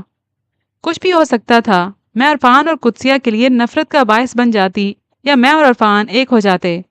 میں انتہائی خطرناک وقت میں خطرناک رفتار سے چل رہی تھی۔ 2 دن بعد میں اپنی کار پارک کر رہی تھی جب میں نے اسے رکشے سے اترتے ہوئے دیکھا۔ قدسیہ، میں نے اسے آواز دی۔ حوریہ، وہ تقریباً بھاگتی ہوئی میرے پاس آئی اور کسی سہمے ہوئے بچے کی طرح مجھ سے جھول گئی۔ اس نے دیر تک مجھے سینے سے لگائے رکھا۔ میں نے تمہیں بہت یاد کیا۔ اس نے میرے گالوں پر پیار کیا۔ ہم دونوں کینٹین میں آ کر بیٹھ گئے۔ عرفان یقیناً اپنی کلاس لے رہا تھا، ورنہ وہ بھی کینٹین میں ہی ہوتا۔ تم عرفان کو کال کرو اور اسے کہو کلاس چھوڑ کر آ جائے۔ میسج کر دو، میرے پاس وقت نہیں ہے۔ اسے کہو قدسیہ آئی ہے، جلدی آ جائے۔ اوکے، میں کرتی ہوں۔ میں نے فون نکال کر کال کرنی شروع کی۔ قدسیہ کالج آئی ہے، تم آ جاؤ جلدی سے، فوراً۔ اور باقی کی تفصیل میں نے میسج میں لکھ کر شیراز کو سینڈ کر دی۔ قدسیہ، عرفان کہہ رہا ہے کہ وہ آ رہا ہے، تم اطمینان سے بیٹھو۔ قدسیہ نے میرے دونوں ہاتھ پکڑ لیے۔ مجھے بہت ڈر لگ رہا ہے حوریہ، میری سمجھ میں نہیں آ رہا کہ یہ سب کیا ہو رہا ہے۔ آنن فانن میرے گھر والوں کو کیا ہو گیا ہے۔ وہ عرفان کا نام سننا بھی نہیں چاہتے۔ کہاں پاپا میری مرضی کے خلاف کچھ کرنا نہیں چاہتے تھے، اور کہاں اب انہیں شیراز سے اچھا کوئی نظر نہیں آ رہا۔ ماما پاپا کوئی بھی بات نہیں سن رہے۔ وہ عرفان سے ایک بار بھی ملنا نہیں چاہتے اور میری شادی کر رہے ہیں شیراز کے ساتھ۔ قدسیہ رونے لگی۔ میرا کالج بھی بند کر دیا ہے، موبائل بھی چھین لیا۔ گھر پر مجھ پر ایسے نظر رکھی جاتی ہے جیسے میں کوئی مجرم ہوں یا میں نے بہت بڑا جرم کیا ہے۔ میری نگرانی کرنے کے بعد آج پاپا آفس گئے تو میں پاپا سے چھپ کر کالج آ گئی۔ میں عرفان کو لینے آئی ہوں۔ وہ ایک بار پاپا سے مل لے گا تو ان کی سب غلط فہمیاں دور ہو جائیں گی۔ قدسیہ، اس آواز نے اس کا سارا خون نچوڑ لیا۔ شیراز اس کے سر پر کھڑا تھا۔ تائی جان بہت پریشان تھیں۔ تم بنا بتائے آ گئی ہو، شیراز نے تحمل سے کہا۔ چلو گھر، میں خود آ جاؤں گی، تم جاؤ یہاں سے، قدسیہ تڑخ کر بولی۔ قدسیہ، یہاں تماشا نہ بناؤ، گھر چل کر بات کرتے ہیں۔ تائی جان اور تایا جان بھی آنے ہی والے ہوں گے یہاں۔ چلو میرے ساتھ، یہ تمہارا کالج ہے اور تایا جان کے غصے کو تم جانتی ہو۔ قدسیہ کی آنکھوں میں موٹے موٹے آنسو نظر آنے لگے اور اس نے بے چارگی سے آس پاس دیکھا۔ حوریہ تم؟ اس نے مجھے آنکھوں سے اشارہ کیا کہ میں عرفان کو جلد سے جلد اس کے گھر بھیج دوں۔ میں نے سر کو اس بات میں ہلایا۔ حوریہ، گھر ضرور آنا۔ قدسیہ نے میرے کان کے قریب آ کر سرگوشی کی۔ وہ مجھے نہیں، عرفان کو گھر آنے کے لیے کہہ رہی تھی۔ آہستہ روی سے قدم اٹھاتی وہ جا رہی تھی۔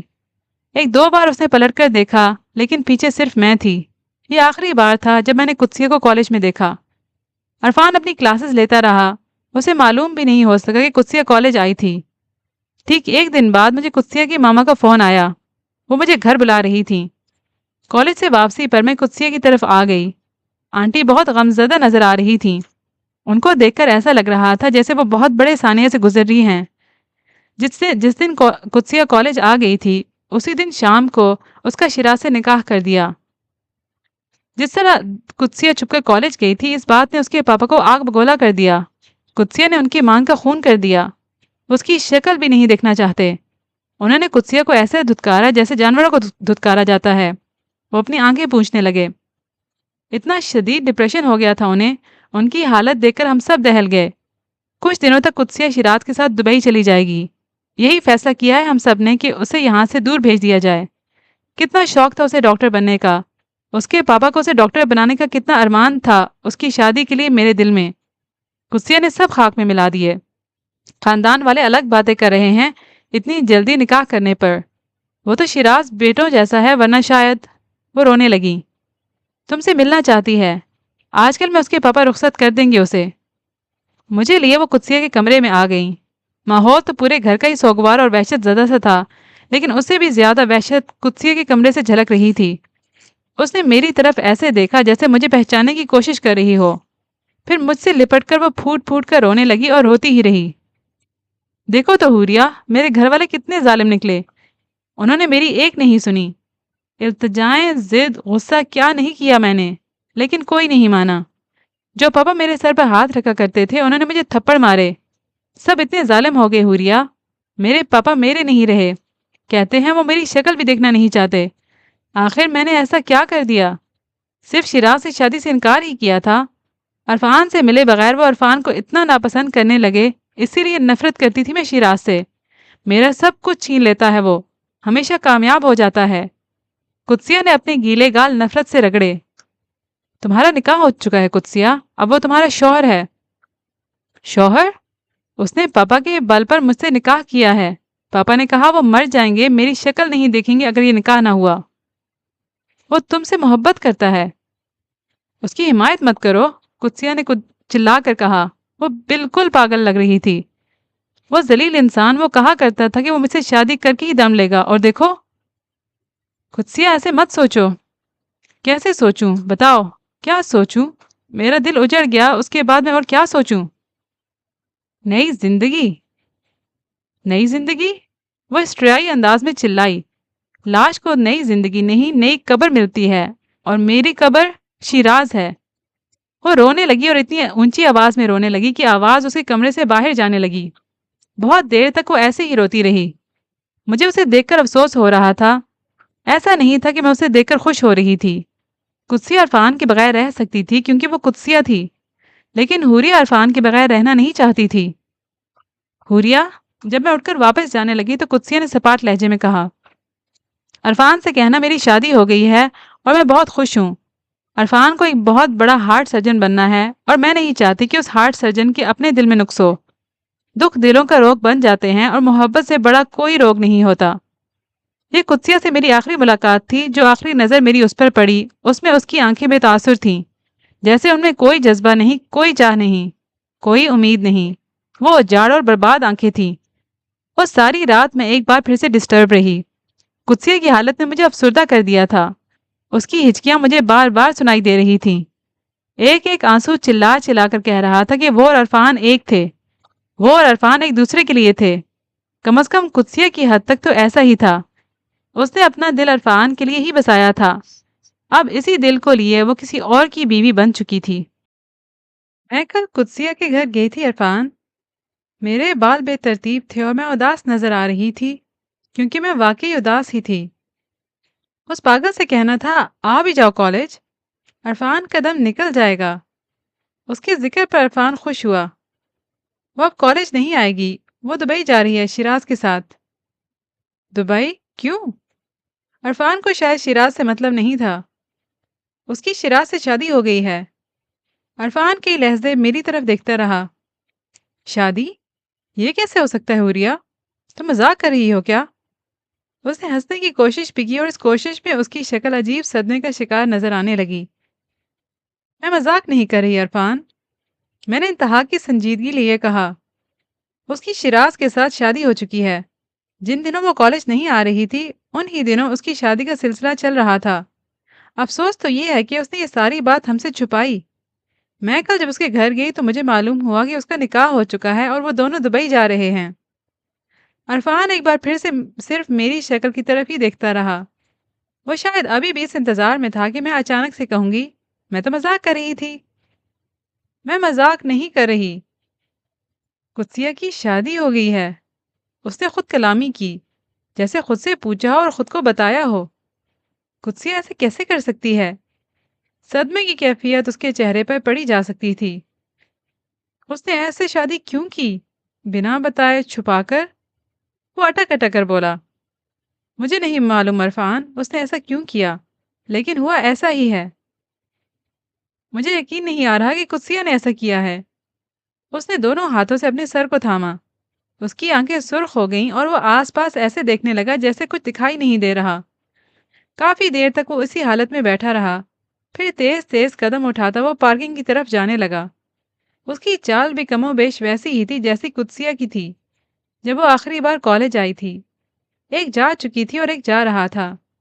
نہ جانے کیوں مجھے ایسا لگا جیسے عرفان بھی ہمیشہ کے لیے جا رہا ہے۔ عرفان کا فون آف تھا اور وہ مسلسل 3 دن آف ہی رہا۔ وہ کالج بھی نہیں آ رہا تھا۔ اگر میں اس کے گھر جا سکتی تو ضرور جاتی۔ میں نے قدسیہ سے بھی دوبارہ رابطہ کرنے کی کوشش نہیں کی تھی۔ اس کی ضرورت ہی نہیں تھی۔ مجھے عرفان کی فکر تھی۔ میں اس سے ملنا چاہتی تھی، اس سے بات کرنا چاہتی تھی۔ 3 دن بعد رات گئے اس کا فون آیا۔ فون کر کے وہ شاید بات کرنا بھول گیا تھا۔ اس نے ایسا کیوں کیا؟ مجھے اس کے سوال کی پرواہ نہیں تھی۔ پریشان میں اس کی آواز سن کر ہو گئی تھی۔ وہ رو رہا تھا۔ روتا رہا تھا یا رونے والا تھا؟ کیا ان کا کوئی فیملی پرابلم تھا؟ اس کے ساتھ زبردستی کی گئی ہے نا؟ میں کیسے مان لوں کہ اس نے چپکے سے شادی کر لی؟ خوشی خوشی وہ کسی سے بھی شادی کیسے کر سکتی ہے؟ تم پلیز میری ایک بار اسے بات کروا دو۔ کچھ بھی کر کے تم میری اسے بات کروا دو۔ ٹھیک ہے عرفان، تم پریشان مت ہو، میں کوشش کرتی ہوں تمہاری اسے بات کروانے کی۔ تم کل کالج ضرور آنا، مجھے تمہارا انتظار رہے گا۔ میری بات مکمل ہونے سے پہلے ہی اس نے فون بند کر دیا۔ رات کے اس پہر وہ قدسیہ کی یاد میں جاگ رہا تھا اور میں اس کی۔ اگلے دن بھی میں اس کا کالج میں انتظار کرتی رہی لیکن وہ نہیں آیا۔ عرفان کے لیے بہت مشکل تھا یقین کرنا کہ وہ اس طرح اسے چھوڑ کر چلی گئی ہے۔ وہ الجھن میں تھا، وہ گتھی سلجھا رہا تھا۔ مجھے اندازہ تھا کہ قدسیہ کے جانے کے بعد عرفان ڈسٹرب ہوگا۔ اتنا ہوگا یہ میری سوچ میں نہیں تھا۔ وہ کئی دنوں سے کالج نہیں آ رہا تھا۔ وہ قدسیہ کے غم میں مبتلا تھا اور یہ بہت بڑی بات تھی۔ اسے میری محبت میں مبتلا ہونا چاہیے تھا، قدسیہ کے غم میں نہیں۔ وہ شیراز کو بچپن سے پسند کرتی تھی۔ وہ ایک ساتھ ایک ہی گھر میں پلے بڑے تھے۔ میں نے قدسیہ کے منہ سے ہمیشہ شیراز کا ہی ذکر سنا تھا، اس کی بچپن سے ہی اس سے نسبت طے تھی۔ عرفان بنا کوئی تاثر دیے میری بات سن رہا تھا۔ وہ پورے 10 دن بعد کالج آیا تھا۔ اس کی حالت کچھ ایسی ہو گئی تھی کہ اسے ہیلو کہنے والا پہلے کیا ہوا پوچھتے تھے۔ اس نے مجھے منع کیا تھا کہ میں شیراز کا ذکر کسی سے نہ کروں، تم سے بھی نہیں۔ شاید تمہیں یاد ہو، ایک بار میں نے ذکر کیا بھی تو وہ بوکھلا گئی تھی۔ اس نے اس کے بعد مجھے سختی سے منع کر دیا تھا اس کا تذکرہ کرنے سے۔ وہ اس سے محبت کرتی تھی، وہ اس کی بچپن کی محبت ہے۔ شیراز کاروبار کے لیے دبئی جا رہا تھا تو دونوں کی فیملی سے ان کی شادی کر دی۔ اس شادی کے لیے قدسیہ کافی عرصے سے تیاریاں کر رہی تھی۔ اس نے مجھے بھی نہیں بتایا اپنی شادی کا، جب میں اسے اس کے گھر ملنے گئی تب بھی نہیں۔ وہ شیراز سے محبت کرتی تھی؟ یہ سوال نہیں تھا، یہ تمسخر تھا جو اس نے اپنا اڑایا تھا۔ ہاں، وہ اسے محبت کرتی تھی۔ کالج تو وہ اسے روز پک کرنے آتا تھا، سارے کالج کو معلوم تھا کہ وہ دونوں عرفان اسی طرح سے ہنسا جس طرح خود پر ہنسا جاتا ہے جب کوئی بیوقوف بن جائے، جیسے اپنا مذاق اڑایا جاتا ہے، اپنا تمسخر بنایا جاتا ہے۔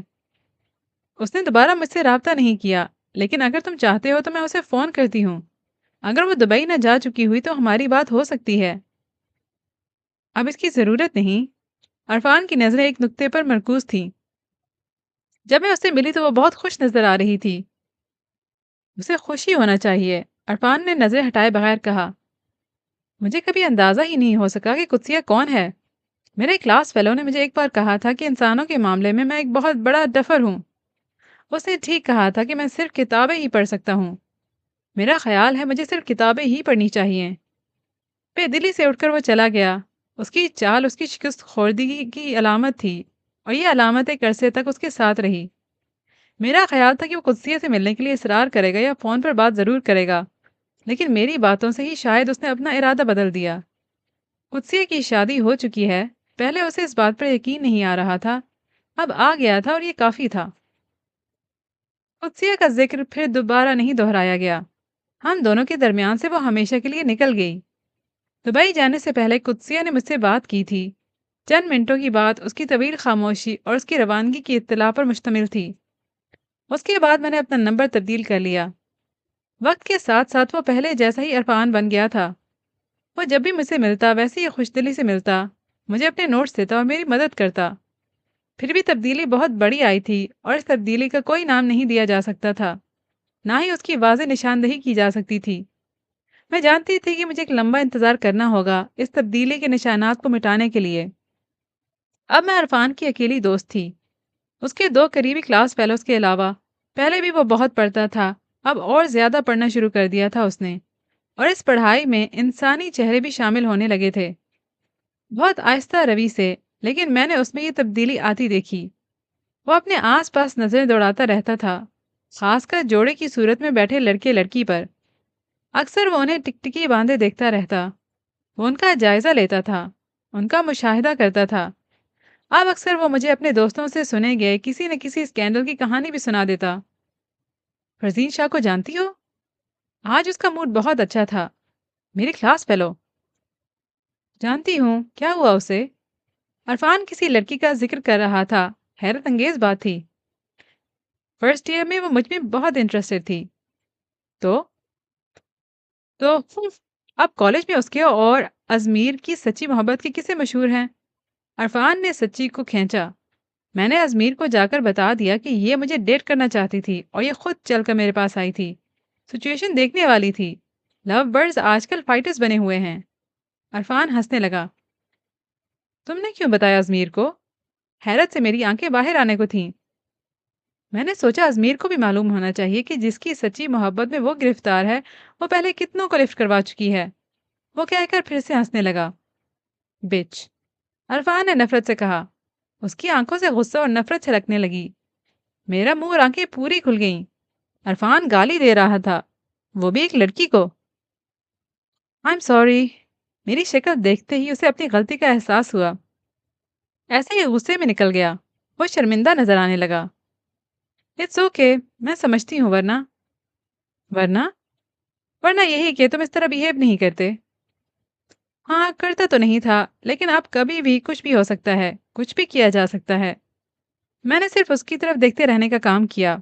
میری نظروں میں تعصب نہیں تھا، ان میں محبت تھی، نرمی تھی اور عرفان کے لیے تھی۔ میں نے اپنے بھورے بالوں کو ایک لمبے عرصے کے بعد ایک طرف سامنے پھیلایا۔ کیا اب میں تمہاری پری نہیں رہی عرفان؟ میں نے بات کو اچانک ہی بدل دیا۔ مجھے کبھی نہ کبھی تو بات کو بدلنا ہی تھا، اور میں بے وقوفی سے اس کی آنکھوں میں دیکھتی رہی۔ وہ میری طرف چونک کر دیکھنے لگا اور دیکھتا ہی رہا۔ شاید اس نے آج پری کو نوٹ کیا تھا قدسیہ کی غیر موجودگی میں، قدسیہ کو دل سے نکال کر۔ تم ابھی بھی پری ہی ہو۔ اس نے میری کا لفظ استعمال نہیں کیا تھا۔ مجھے جلدی نہیں تھی، مجھے معلوم تھا کہ وہ یہ لفظ آج نہیں تو کل استعمال کرے گا۔ بیرونی اور اندرونی طور پر اس میں جتنی بھی تبدیلیاں آنے لگی تھیں، اس کا اثر اس نے مجھ پر پڑنے نہیں دیا تھا۔ میرے ساتھ وہ پہلے دن کی ہی طرح تھا۔ میں اس کی وہی دوست تھی جو قدسیہ کی موجودگی میں ہوا کرتی تھی۔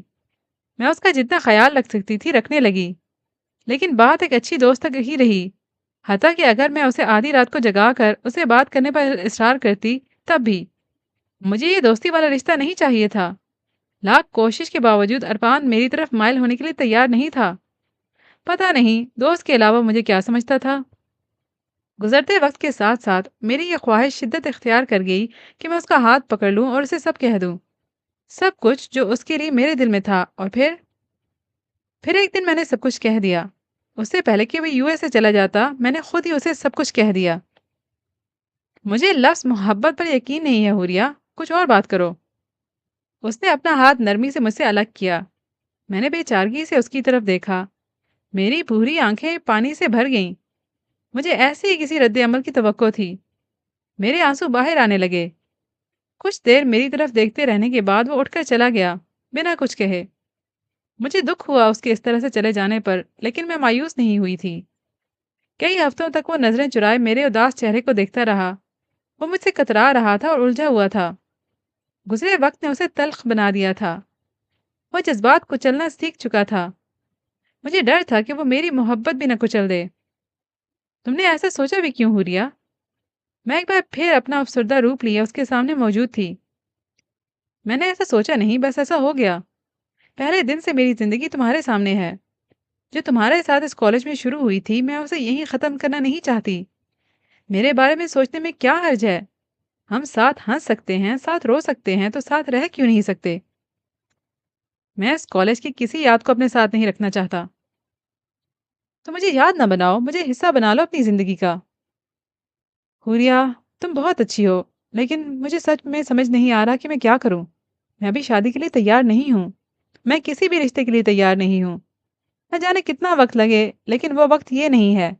تم اپنے لیے کچھ اور سوچ لو۔ میں نے تمہیں سوچ لیا ہے، میں نے التجائیہ کہا۔ مجھے کسی پروفیشنل سے شادی نہیں کرنی۔ مجھے عام سی گھریلو لڑکی سے شادی کرنی ہے۔ شاید وہ مجھے اس طرح سے ٹالنا چاہ رہا تھا۔ ٹھیک ہے، میں پروفیشنل ڈاکٹر نہیں بنوں گی، میں نے فوراً کہا۔ جیسے تم چاہو گے ویسے ہی زندگی گزاروں گی۔ تمہیں میرے لیے اپنا پیشن چھوڑنے کی ضرورت نہیں ہے حوریا۔ ڈاکٹر بنو۔ پتہ نہیں تم کیا کرنے جا رہی ہو۔ تم مجھے مجبور کر رہی ہو۔ میں تمہیں منا رہی ہوں۔ میں ابھی شادی کرنا نہیں چاہتا۔ مجھے اپنی زندگی میں کوئی عورت فی الحال نہیں چاہیے۔ تو تم اپنی زندگی میں ایک دوست کو شامل کر لو۔ یہ دوست عورت کبھی نہیں بنے گی۔ اس بات نے اس پر چھائی سنجیدگی میں کچھ تبدیلی پیدا کی۔ کیا تمہیں میرے ساتھ سے کوفت ہوتی ہے؟ اتنے سالوں میں کیا تمہیں مجھ سے الجھن محسوس ہوئی؟ جب ایسا کبھی نہیں ہوا تو آئندہ بھی نہیں ہوگا۔ وہ سوچنے لگا۔ تم نے مجھے کبھی انکار نہیں کیا عرفان، تم اب کیسے انکار کر سکتے ہو؟ وہ بھی بلا وجہ، بنا کسی قصور کے۔ کسی کے کیے کی سزا تم مجھے کیسے دے سکتے ہو؟ مجھے سوچنے کے لیے وقت چاہیے۔ میرے اندر پھول ہی پھول کھلنے لگے اور ان کی خوشبو نے مجھے معطر کر دیا۔ جس دن پارلر جانے کے لیے میں اپنے بیڈ روم میں سے اپنی چیزیں بیگ میں رکھ رہی تھی، اس دن میں نے دعا کی کہ قدسیہ شیراز کے ساتھ خوش و خرم زندگی گزارے اور اپنا ماضی بھول جائے، کیونکہ میں حوریا عرفان بننے جا رہی تھی۔ 7 سال اور چند ماہ بعد میں نے قدسیہ کو انقرہ میں کڈز پلے لینڈ میں دیکھا۔ میں وہاں حسام کے ساتھ گئی تھی۔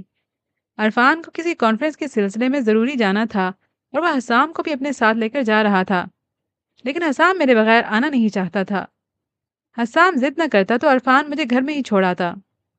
اس کے لیے میں آج بھی وہی تھی جو ہوتے ہوئے بھی نہیں تھی۔ लोगों के हजूम में उसे देखते हुए मुझ में इतनी हिम्मत नहीं थी कि मैं उसके पास जाऊं। जितनी वो कॉलेज में प्यारी हुआ करती थी, वो आज भी उतनी ही प्यारी थी। उसकी स्याह बड़ी बड़ी आंखों की चमक दूर से भी दिखाई दे रही थी। 7 सालों में मैंने लाखों बार यही दुआ की थी कि कहीं से अचानक कुत्सिया मुझे मिल जाए, और वो मुझे मिल चुकी थी। हसाम को मुकम्मल फरामोश किए मैं टिकटिकी बांधे उसे देखे जा रही थी। कुत्सिया। बहुत देर तक उसे देखते रहने के बाद मैं उसके पीछे जाकर खड़ी हो गई। आवाज इतनी ऊंची नहीं थी कि वो फौरन सुन लेती, मगर उसने सुन लिया। वो ऐसे पलटी जैसे मेरे ही इंतजार में वहां खड़ी थी। हुरिया। आवाज से पहले वो मुझसे आकर लिपट गई और मेरे गालों पर प्यार किया। मैंने तुम्हें बहुत याद किया। मैंने भी। मैंने सच कहा और मैं फूट फूट कर रोने लगी। मैंने मजबूती से उसे अपने साथ भींच लिया। मैं एक ऐसे सहमे हुए बच्चे की तरह, जैसे उसकी माँ मिल गई हो, उससे लिपटी ही रही। प्ले लैंड में बने रेस्टोरेंट में आकर हम दोनों बैठ गए। उसकी जुड़वा बेटियां थीं जो अपनी फुप्पो के साथ एंजॉय कर रही थीं। अनकरा में शिराज की बहन रहती है। शिराज तो बहुत मसरूफ था। मैंने उन्हें अनकरा घुमाने ले आई। तुम कहाँ होती हो हुरिया? न्यूयॉर्क। हसाम के पापा यहाँ अनकरा में किसी कॉन्फ्रेंस में आए हैं, उन्हीं के साथ हम दोनों भी। हसाम पास ही बैठा फास्ट फूड खा रहा था। फिर वो उठकर गेम्स की तरफ चला गया। गुस्सिया के सामने अरफान का नाम लेते मुझे खुद पर शर्म आ रही थी। बहुत तवील खामोशी रही हम दोनों के दरमियान। मैं उसे नजर नहीं मिला रही थी और शायद वो सोच रही थी कि वो क्या कहे। सामने टेबल पर रखे उसके दोनों हाथ मैंने अपने हाथों में लेकर अपनी आंखों से लगा लिए। मुझे माफ कर दो कुत्सिया। मेरी आंखों ने उसके हाथों को भी गीला कर दिया। कुत्सिया ने हाथ से मेरे गाल थपके। मत रो हुरिया। हसाम तुम्हें पलट कर देख रहा है। बच्चों के लिए ऐसे मनाजिर तकलीफ से होते हैं जिनमें उनके वालिदैन रोएं। मैं बेहद तकलीफ में हूँ, मुझे माफ कर दो। मुझे माफ कर दो, मेरे लिए दुआ करो कि मेरी सजा खत्म हो जाए। मैंने तुमसे राब्ता करने की सरतोड़ कोशिश की। तुम कहाँ चली गई थी? तुम्हारे घर का नंबर भी बंद था। मेरे बाद साहब ही आहिस्ता आहिस्ता दुबई शिफ्ट होते चले गए। तुम चाह कर भी मुझसे राब्ता नहीं कर सकती थी। तुम शिराज के साथ खुश हो? मुझे अब ये फिक्र रहती है कि क्या मैंने शिराज को खुश रखा? क्या वो मुझसे खुश है? शादी के शुरू के साल मैंने उसके लिए अजाब बनाकर रखे। मैं उसे माफ करने के लिए तैयार नहीं थी। इतनी बड़ी आजमाइश बन गई थी मैं शिराज के लिए कि एक दिन वो बच्चों की तरह रोने लगा। उसने मुझसे कहा कि सिर्फ मोहब्बत करने की इतनी बड़ी सजा। वो मुझे पाकिस्तान ले आया, मेरे कॉलेज वापस ले आया। उसने मुझे कॉलेज के बाहर ड्रॉप किया और कहा कि मैं अपनी पसंद की ज़िंदगी अपना लूँ। वो मेरे साथ है, वो मेरा साथ देगा। उस वक्त मुझे शिराज पर बहुत तरस आया। मुझ में हिम्मत नहीं थी कि मैं कॉलेज के अंदर वापस चली जाती और अरफान से मिलती। बस इतनी हिम्मत थी मुझ में कि मैं शिराज के पास ही वापस चली जाती। उसने मुझे इतना बर्दाश्त किया था कि मुझे यकीन था कि अब कोई और मुझे बर्दाश्त नहीं कर सकेगा। कुत्सिया ने रुककर मेरी तरफ देखा। मैंने शिराज के साथ ही जिंदगी गुजारने का फैसला कर लिया। मुझे उससे मोहब्बत नहीं हो गई थी, लेकिन मैंने समझौता कर लिया था। मेरे पास और रास्ता ही नहीं था सिवाय शिराज के, और इस समझौते में सारी गुत्थियां सुलझती ही चली गईं। अपनी फैमिली से नफरत, शिराज से नफरत। अगर वो सारी बातें मुझे पहले मालूम हो जाती तो मैं सबसे इतनी नफरत ना करती। जिस दिन शिराज ने तुम्हारा जिक्र किया, उस दिन हम दोनों ने मिल बैठकर अपने बारे में बात करनी शुरू की। उसी दिन सब कुछ साफ हो गया। किसी की भी कोई गलती नहीं थी।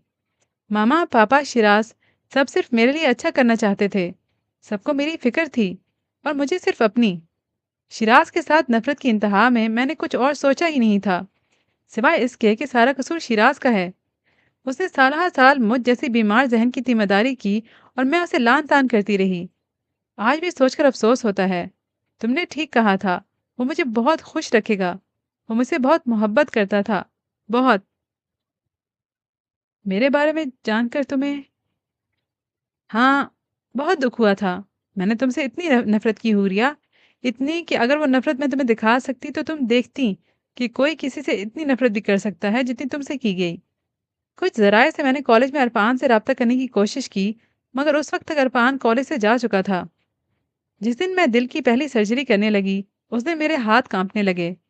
मैंने सोचा कि नफरत से भरा दिल लिए मैं कैसे किसी दूसरे दिल में जिंदगी दौड़ा सकती हूँ।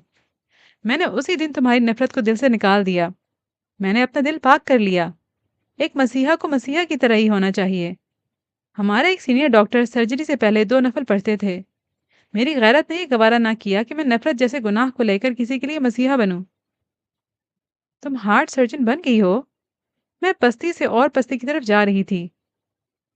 ہاں، شیراز نے مجھے بنایا ہے۔ اس نے میرا ادھورا خواب پورا کیا۔ وہ رات کو میرے لیے دن کرتا ہے۔ میرے قدموں کے نشان وہ اپنی محبت سے صاف کرتا ہے۔ شیراز تمہارا مشکور ہے۔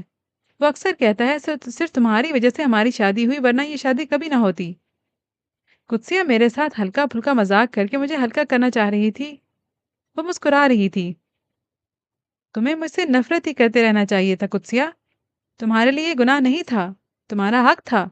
میں نے تمہاری زندگی برباد کی، تمہیں اور عرفان کو جدا کر دیا۔ تمہیں میرے منہ پر تھوکنا چاہیے، تمہیں مجھے ذلیل کرنا چاہیے۔ مجھے ایسا کبھی نہیں کرنا چاہیے۔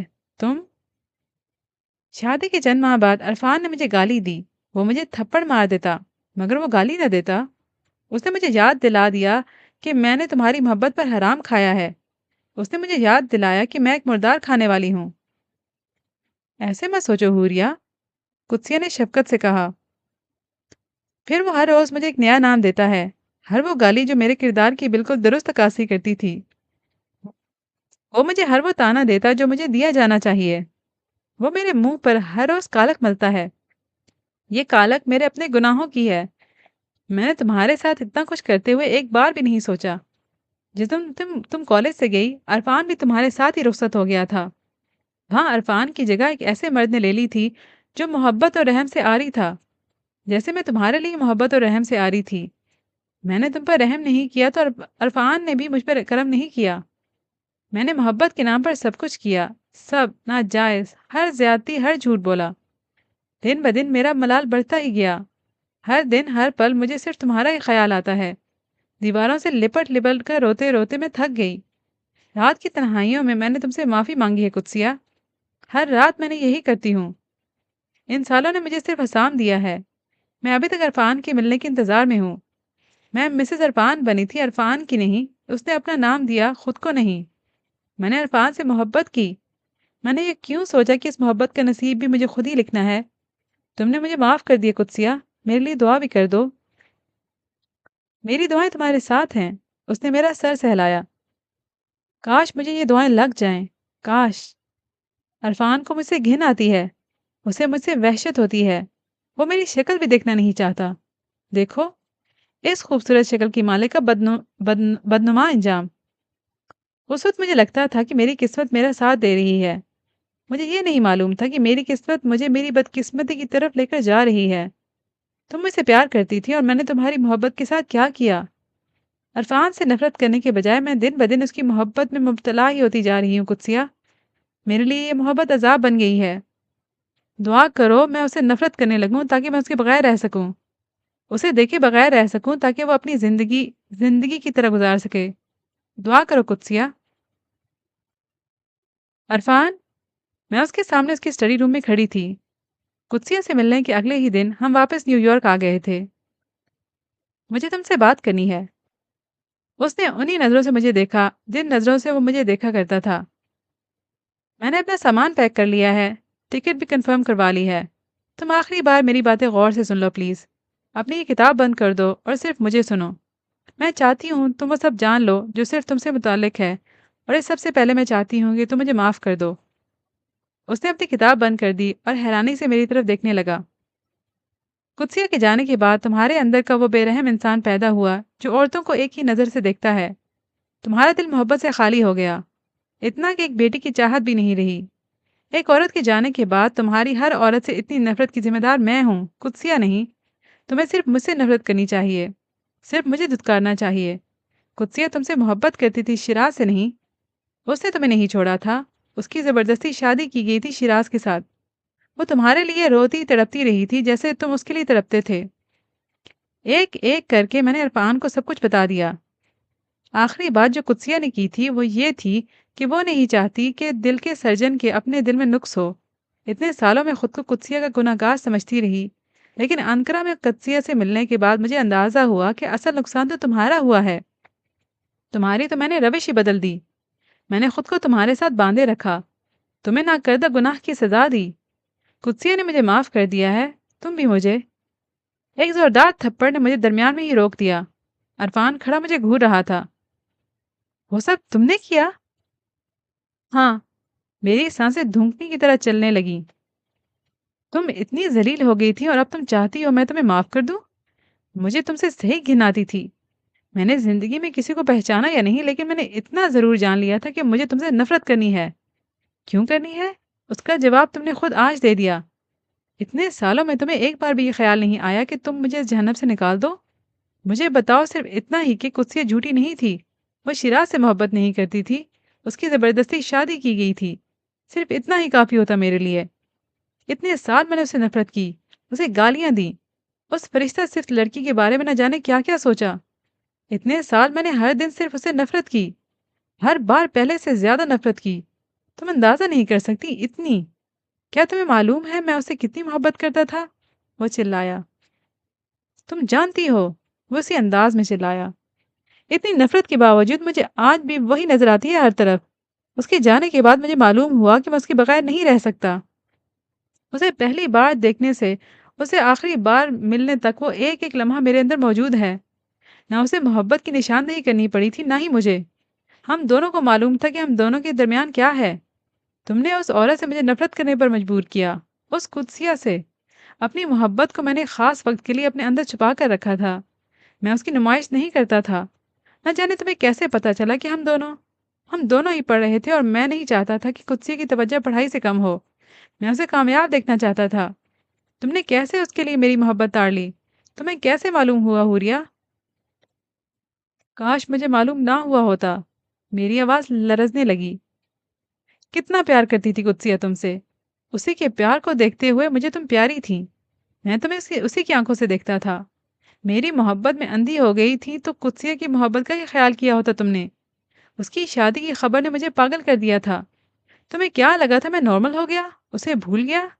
آج بھی کتابوں میں مجھے قدسیہ لکھی نظر آتی ہے۔ عرفان نے تنفر سے میری طرف دیکھا۔ اتنی نفرت تھی میرے لیے اس کی آنکھوں میں۔ میں اس سے محبت اور نفرت کے درمیان ہی لٹکا رہا اتنے سال، اتنی صدیاں۔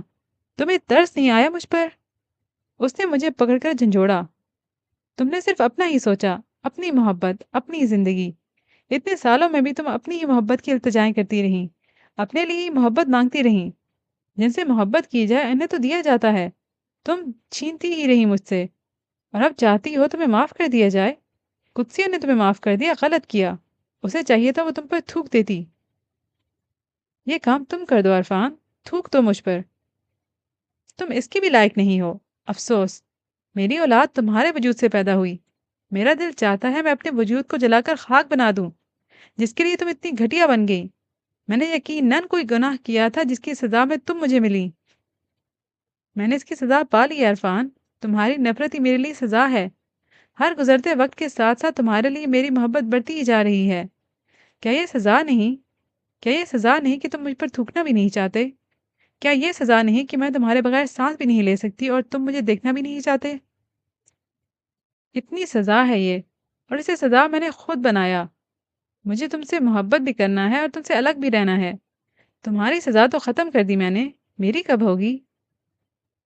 ایک عرفان کے لیے تم نے اتنا کچھ تباہ کر دیا، ایک خاکی پتلے کے لیے اتنے جھوٹ، اتنا فریب۔ تم تو انسانیت کے لیے گالی ہو۔